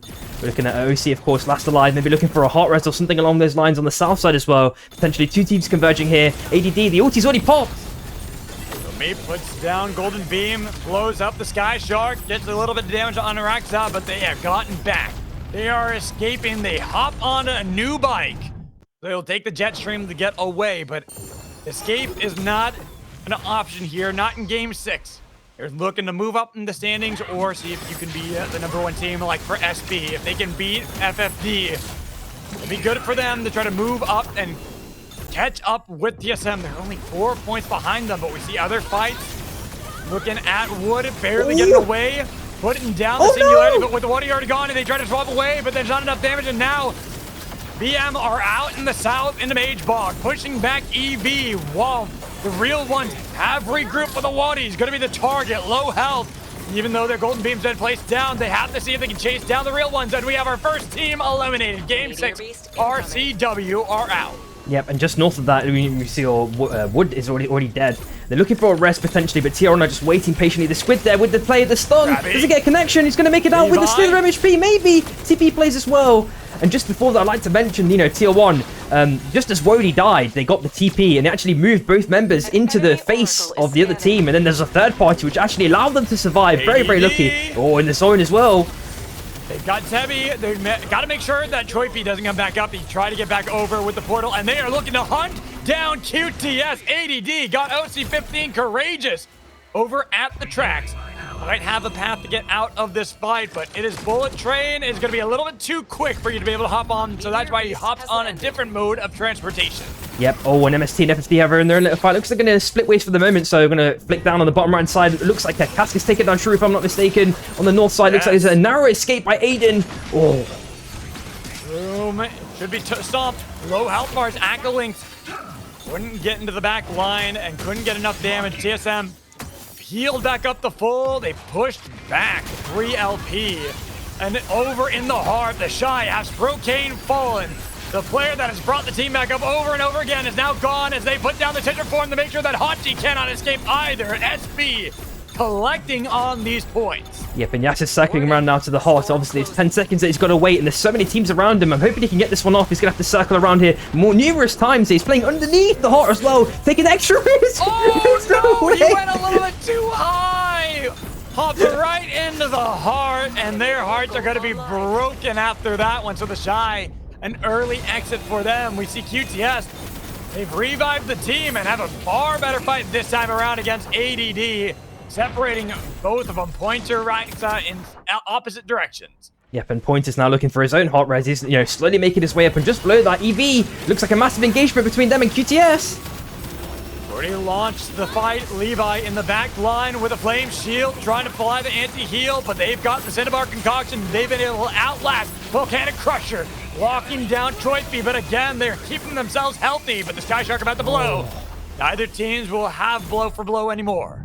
Just to the right of that TSM and 3LP again. Raxa on the car, looking to circle around right at the last second. Once he found those two teams, and that might have provided Akalinks an opening, trying to catch Meep off guard. Pops the ulti. It looks like they're going to neutralize everything with another ulti pop with the hover wings as well by Aiden. So a nice bit of utility utilized by 3LP might provide TSM with the opportunity to capitalize. Oh, if the Squid connected, it would have been insane. Oh yeah, that would have been the immediate pull for TSM. 3LP, one of those teams that is competing for the top of the standings. TSM would like to remove them and feel a little bit more relief when it comes to how they play in these later games. But right now, there are two teams that are already down, but there's not enough for our teams at the top. Yeah, we're looking at a res attempt that is going to be successful on the north side. We're looking at BM potentially looking to guard this one. Wody chilling in the tree, in the bushes. Is he going to get a sneak pick onto someone is the question. He's waiting patiently, biding his time. You can see his aim cursor slowly moving around. He's looking for it. Come on, anybody going to realize? It's a little bit late, but he's also a little bit late on the call too. So now swapping back to the rest of the team, not wanting to play for that sneak play with the sneak singularity, but Magic Mortar gonna do a lot. They snipe Orlando's. Even if they miss the grabby Squid, they've already chased away the other two players of BM. Yep, there is a train potentially coming down that they can look to grab whenever possible. At the same time, on the south side, looks like a couple of fights where, looked to be festering and then they didn't actually turn into anything in the end. Never mind, at the top side, looks like MST and QTS having their little engagement. All those day 4 mobs, resets whenever possible. A pad is dropped as well by Kausk. He's looking to go extra aggro. OC slightly lagging behind his team. The phase 2 chains pop for an extra bit of mobility by Kausk. And Courageous gonna make it away. Okay, looking, he gets away right at the last second. TSM are nearby. They had been staring down 3LP for some time, but now missed 200. Taking third party TSM. That'd be a big team for them to take down. They're right on the outskirts, and if they can get an early elimination on TSM and 3LP, that can elevate them. There's already a lot of damage on a Little Meep. They've noticed that Akalinks has been separated. They try to go for the flight of the Firefox, but they're not able to get onto the Krista in time. It's going to be Shroom onto the back line. Golden Beam, then second win. Cask now going to be tackled down by TSM, but he's been able to get back with the rest of the team. They already removed one for 3LP. They heal back up, missed 200, are still in this game, and they can still stand strong. While we look at a different fight, Get your form, rock blast, everything pummeled at EV, but EV at last may out survive. They've lost wood, but Levi was able to heal that up with Mr. IC. But now Stormbreakers with the bubble gum, they got the grab in, they got the grabby squid. It's gonna be Mr. IC that they pummel with the boulders, leaving only Levi. And I think on the north side, there's numerous fights going on as well, continuously, all the time, and there's more times are going to keep continuously being exchanged by both of these teams, ADD and FFD in this scenario. They're hanging on their shit on the height just for now. We're looking at, what was it in this scenario? A revival, Levi last alive. Maybe he's looking to kill that one to get his team back. That can be an entry point for them to get back in the game. Full health. Meanwhile, at the same time, T1 do get outed in this scenario. 10th place. So QTS managed to acquire a little bit more power there for free. A little bit more, a couple more points. Won't miss 200.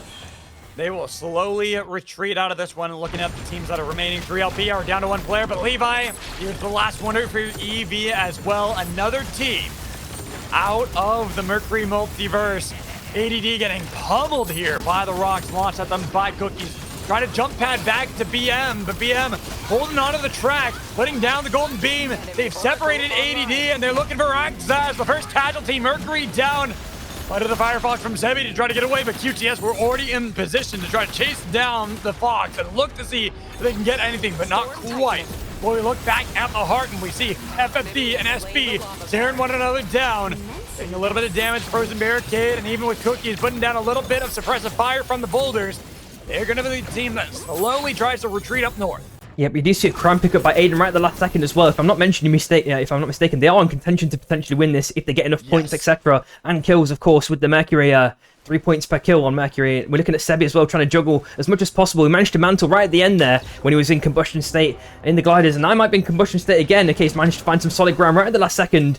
And then we're also looking at Aiden now as well, again, of course, as we just mentioned. Aiden. If he can get this crown play. Oh, no! Oh, never mind. Hello, Spider Brawl. He noticed that crown and said, this is too easy. Oh my god. On the south side, looks like MST have done the rotation. ADD are also finally out in 7th place. And now we're looking at TSM looking to maybe walk up against SB again. On the left-hand side, we're looking at Dracos, FFD as well, just kind of lurking, trying to get some buys in or, you know, some items, some loot whenever possible. Because the next couple of circles are going to be extra demanding on all of your resources. So make sure you're having the econ is definitely a good thing. Realistically, we're looking at Team Steady Momentum and Stormbreakers as our favorites. Barely avoiding the train. I saw that as well. Missed. If they can get rid of both SB and TSM now, there is a possibility that they sneak past everybody, but they also got to make sure they are piling in these kills for Cast. It is going to be a tall task to ask for them, but there is always that potential. Yep, and we do see Cookies with the Dragon Breath rounds. That might provide an extra bit of value here, potentially, because we do see pretty much all teams relatively healthy on armor, so having that extra bit of, damaging ability does make things a little bit smoother and easier for teams to kind of, fully aggress on and look for kills as well. With this limited space, having the Mortars on Mercury is just going to provide infinite value, potentially dropping 2 E-Plats as we are seeing here, just provide that extra kind of, AB jumping for teams to kind of jump between to ensure that they're safe and not taking too much poke damage. Already a base camp has been placed down by BM as well, so that gives them even more space to play with. Yep. We have still yet to get any train kills here, Samiri. Yeah, exactly. Oh, and a nice singularity pop at the last second. TP play by Fate Strikes manages to circle around at the last second. Very, very nice little bit of mobility there from Fate. Here we go. Miss 200 sees QTS. Getting a lot of damage with an Abyssal Breaker launch at them by Courageous, but OC15 held on. They heal back up with the Cinnabar Cocktail on the other island, while Mist, they're going to have to heal back up as well. They've got a jump pad. Are playing with the fire, and they were deciding that they want to fight against QTS. Throwing down the chains, and it's going to be the Golden Beam starting to get a little bit of damage, but now the Golden Beam healing them back up. OC15 still reeling, still healing. Oh so now my they're god. Gonna get sailed from 2 sides as BM come out of nowhere and help to eliminate QTS with Miss. Oh, and the overkill rounds come out. It looks like it might be free pickings potential for BM. Lots of cooldowns have been utilized. They're getting sandwiched. They're trying to find a little bit of space on the north side. Kausk managed to get away with the sliver HP. Kask is dead. One last alive for MST. Can they make it out of this one in this scenario? The squid! Way. No! And there's another team down, which means Mist's hopes are gone. It's up to a TSM and Stormbreakers. These are the two teams that are vying to win the Mercury Multiverse EU edition. Well, yes, FFD and BM, they're also here. They aren't close enough in the points to be able to keep up with these two teams. As we see the SB try to play aggressively against BM first. But FFD, they will sandwich them. This is not looking good. SB, you just done this yourselves, and now you are melted down to the laser beam from Fuzu. Well, stomping on the Wisp, MB, they should be able to get rid of some, but it is going to be them pushing back with TSM at their flank. A lot of damage onto BM. They have outlasted, they have survived. They are alive, and we see on the train that SB, they survived too. Yep, they got their own res off. The train was there conveniently just as they died. Very, very nicely timed. And at the same time, FFD, Freestrax is in big trouble potentially. He's getting healed up rapidly. They're right at the last moment. And the stuns are coming in right as well from the Chonkers as well, whenever possible. Slash the stuns from Void. And they're just chilling on height. Oh, Fuzu. And looking at that, Fuzu can't get that same elevation, so he's got to go back onto the tracks, and he is locked into the corridor, barely avoiding the train. How did that not land? They've got shields too. They put up a frozen barricade. It gives them time that is needed for FFD. And BM are still here in the same position. It feels like this is the killing field for teams. So many have fallen here in Wraith's Row. Oh, the dunk! MB are still playing aggressively. They put down the Tetra Form from Cookies. They've got the Golden Bean trying to heal themselves back up, but that Barek is going to be gone. Now the train. Oh, it's Cookies driving right into the train. As the battle gun does not connect for Gecko, he's the last one left for the Storm Breakers. Yeah, FFD managed to find, they're in enough space to just get their heals up, that they desperately needed for Fuzu. Gecko's now circling around. He's definitely going to be looking to pick up that crown, but BM maybe guarding this one on the south side. The circle's not favoring them either. He's trying a box res. The zone damage is going to be ever punishing. The train is coming through. He can't even stick it. He's going to have to circle back, maybe try and get a bit of loot when possible. Spider-Ball's definitely going to stop this res. And hopefully it doesn't get spiked here. Oh my god. And here's TSM2, Stormbreakers. Their hope was to outlast TSM, and they couldn't do so. TSM now primed to win the multiverse, but still, they want to win this game. FFB, the latter half of the game, they have been fighting tooth and nail. BM2, ever since game one, that early elimination, they have been looking far stronger game to game, but they have still found themselves further down in the score point total. Yeah, I think they're trying to assess the power levels of both teams in this scenario. They've got this little pocket of space as well with the E-plat to play on, but it's going to be quite punishing for either side to get the full engage. Never mind, a singularity pop by Face Strikes, TP steal. Not enough damage. They got the swap as well, Abyssal Breaker, but they've got the damage. They've taken down Theo. The train, it went past, but TSM, they're down one player. And then FFD have to deal with the Bastard Moonshin, and they already lost Face Strikes. They might be able to heal them up, but that laser beam damage. Fuzu's been dumped down, and TSM with the crown. Can they steal that away? They didn't get it in time on a Fuzu, but still, Face Strikes was able to somehow survive with the help of the contingency vial. But it's going to be Blink that has the attention on him, putting down some damage. Face Strikes over the wall. Blink narrowly avoiding that with the phase walk, but now Fate is in the middle of the tracks, dealing with them, trying to swap back over to the elevation. On top of Blink, he needs that crown. Hover wings into the wall. Oh my god. Another swap above them. It's going to be the Bastard Moonshin pushing back TSM. Blink's gone. It's only Fate back on the respawn beacon.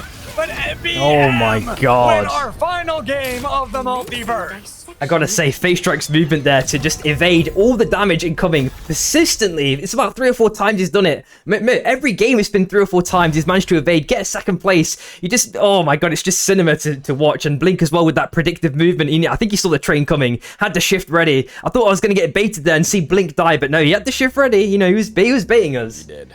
Wow. He did. What a final game. So we gotta add up these points, see how our EU edition of the multiverse is looking. But I'd have to imagine TSM, they made it to top 3. They should be the team winning, but SB did get a lot of Mercury kills in this game. Yeah, exactly. And considering we got the point scores already calculated for Game 5, hopefully it's not too long for us to wait before we find out this final scores. What's your prediction so far?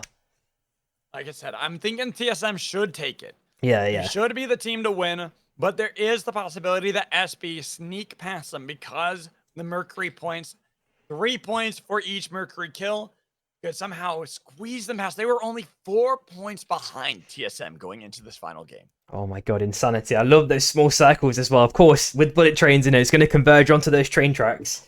And, it was so insane as well to see how that fight actually transpired with TSM actually going in with the initial right at the start, then the singularity pop by Fate Strikes, and then the TP back as well. And then, the fight just went absolutely chaotic from there because there's a team on the right-hand side that looked for a third party, and then, oh man. Oh, so much to digest. This is what makes it so much fun to watch, and unfortunately, we were both wrong on the bullet train. Only, I think, the 1 kill. So not quite as many as we would have liked in that final game. Yeah, it was just cookies, right? Yeah, it was just cookies. He Oh. accidentally overshot with the grabby squid and went right into the train. Oh, man. Oh, man. So, wow. Right. Insane I stuff. Definitely need a little bit of some breathing here because my voice is getting tired. This is now 12 games that I've done for the multiverse, and I have hopefully 6 more later for NA. Oh my god, that's going to be incredible. Yeah, hopefully you've got enough signups. I believe the link did get posted by one of the Kai members right there. Yes. Not too long ago. I'll check it before we go. So definitely if you're any NA players, or I know, if you just want to play, if you're an EU player and you're going to be awake for it, sign up. We can use the signups. If we can hit 12, that is perfect. That's all I want. I want to be able to bring this to every single one of our regions. We got APAC, we got EU, we just need NA. So as we have our points, we got them added up. So, like we did before, I'm going to get this ready so we can go through. We will start at the bottom. Let's hear it. So, at the bottom, RCW, they did sub in last minute. We appreciate you coming in, but 19 points only gets them 12th place, while EV, even though they are 1 point above them at 20, it is enough to get them at 11th place. The Shy then will find themselves at 10th place with 37 points. ADD, 9th place at 40. 8th place, QTS, 62 points. With FFD above them at 79 points. 7th place, 6th place, for the real ones at 84, missed. They were able to break the triple digits, but that only got them 5th place, 116 points. 4th place, 3 Little Pigs. 3LP actually tied. So technically, we have a tiebreaker that we need to figure out for 3LP and missed, and it is broken up by Mercury kills, which we already knew. 3LP with 20 Mercury kills, so they will have 4th place. 3rd place, BM. Oh my god. 130 points. And now, the moment we have been waiting for. The winner of the EU edition for the Mercury Multiverse is Stormbreakers. They pass with 148 because they got the Mercury kills, 14 in total. They pass TSM, who had 135. Oh my god. Well done to SB. Incredible stuff by SB there. Wow. Holy. Yeah. Crazy. Sheesh. The Mercury diff. Hey, these are meant for that reason, to be fun. We had the Mercury kills. We have the Mercury wins for Stormbreaker. Oh, I think he had a little bit of a disconnection there right at the last second, but hopefully you guys can hear him on his stream if he's still around. But yeah, thank you, Lario, as well, for doing all the counting. Much respect, much love to you. Thanks, of course, to Mad Magical for doing this amazing cast, putting this tournament together. I know it was a bit rough around the edges in some scenarios just because of teams and stuff, but everyone played their part. I'm very, very thankful for that. But yeah, that is going to be likely Magical signing out. He's probably signing out on his own stream, but I'm going to do it for myself, of course. And don't forget, next week there will be Sprocane's tournament as well, so make sure you're checking out for that one. I appreciate and I love you guys. Everyone individually, you're all amazing. I hope you have an amazing weekend, of course. I wanted to make sure to tell my Magical to make sure he's got the tea ready for the NA cast, because his voice was sounding a little bit rough there right at the end. I'm hoping he's doing well and manages to get the rest. But that is Sim signing out. Peace.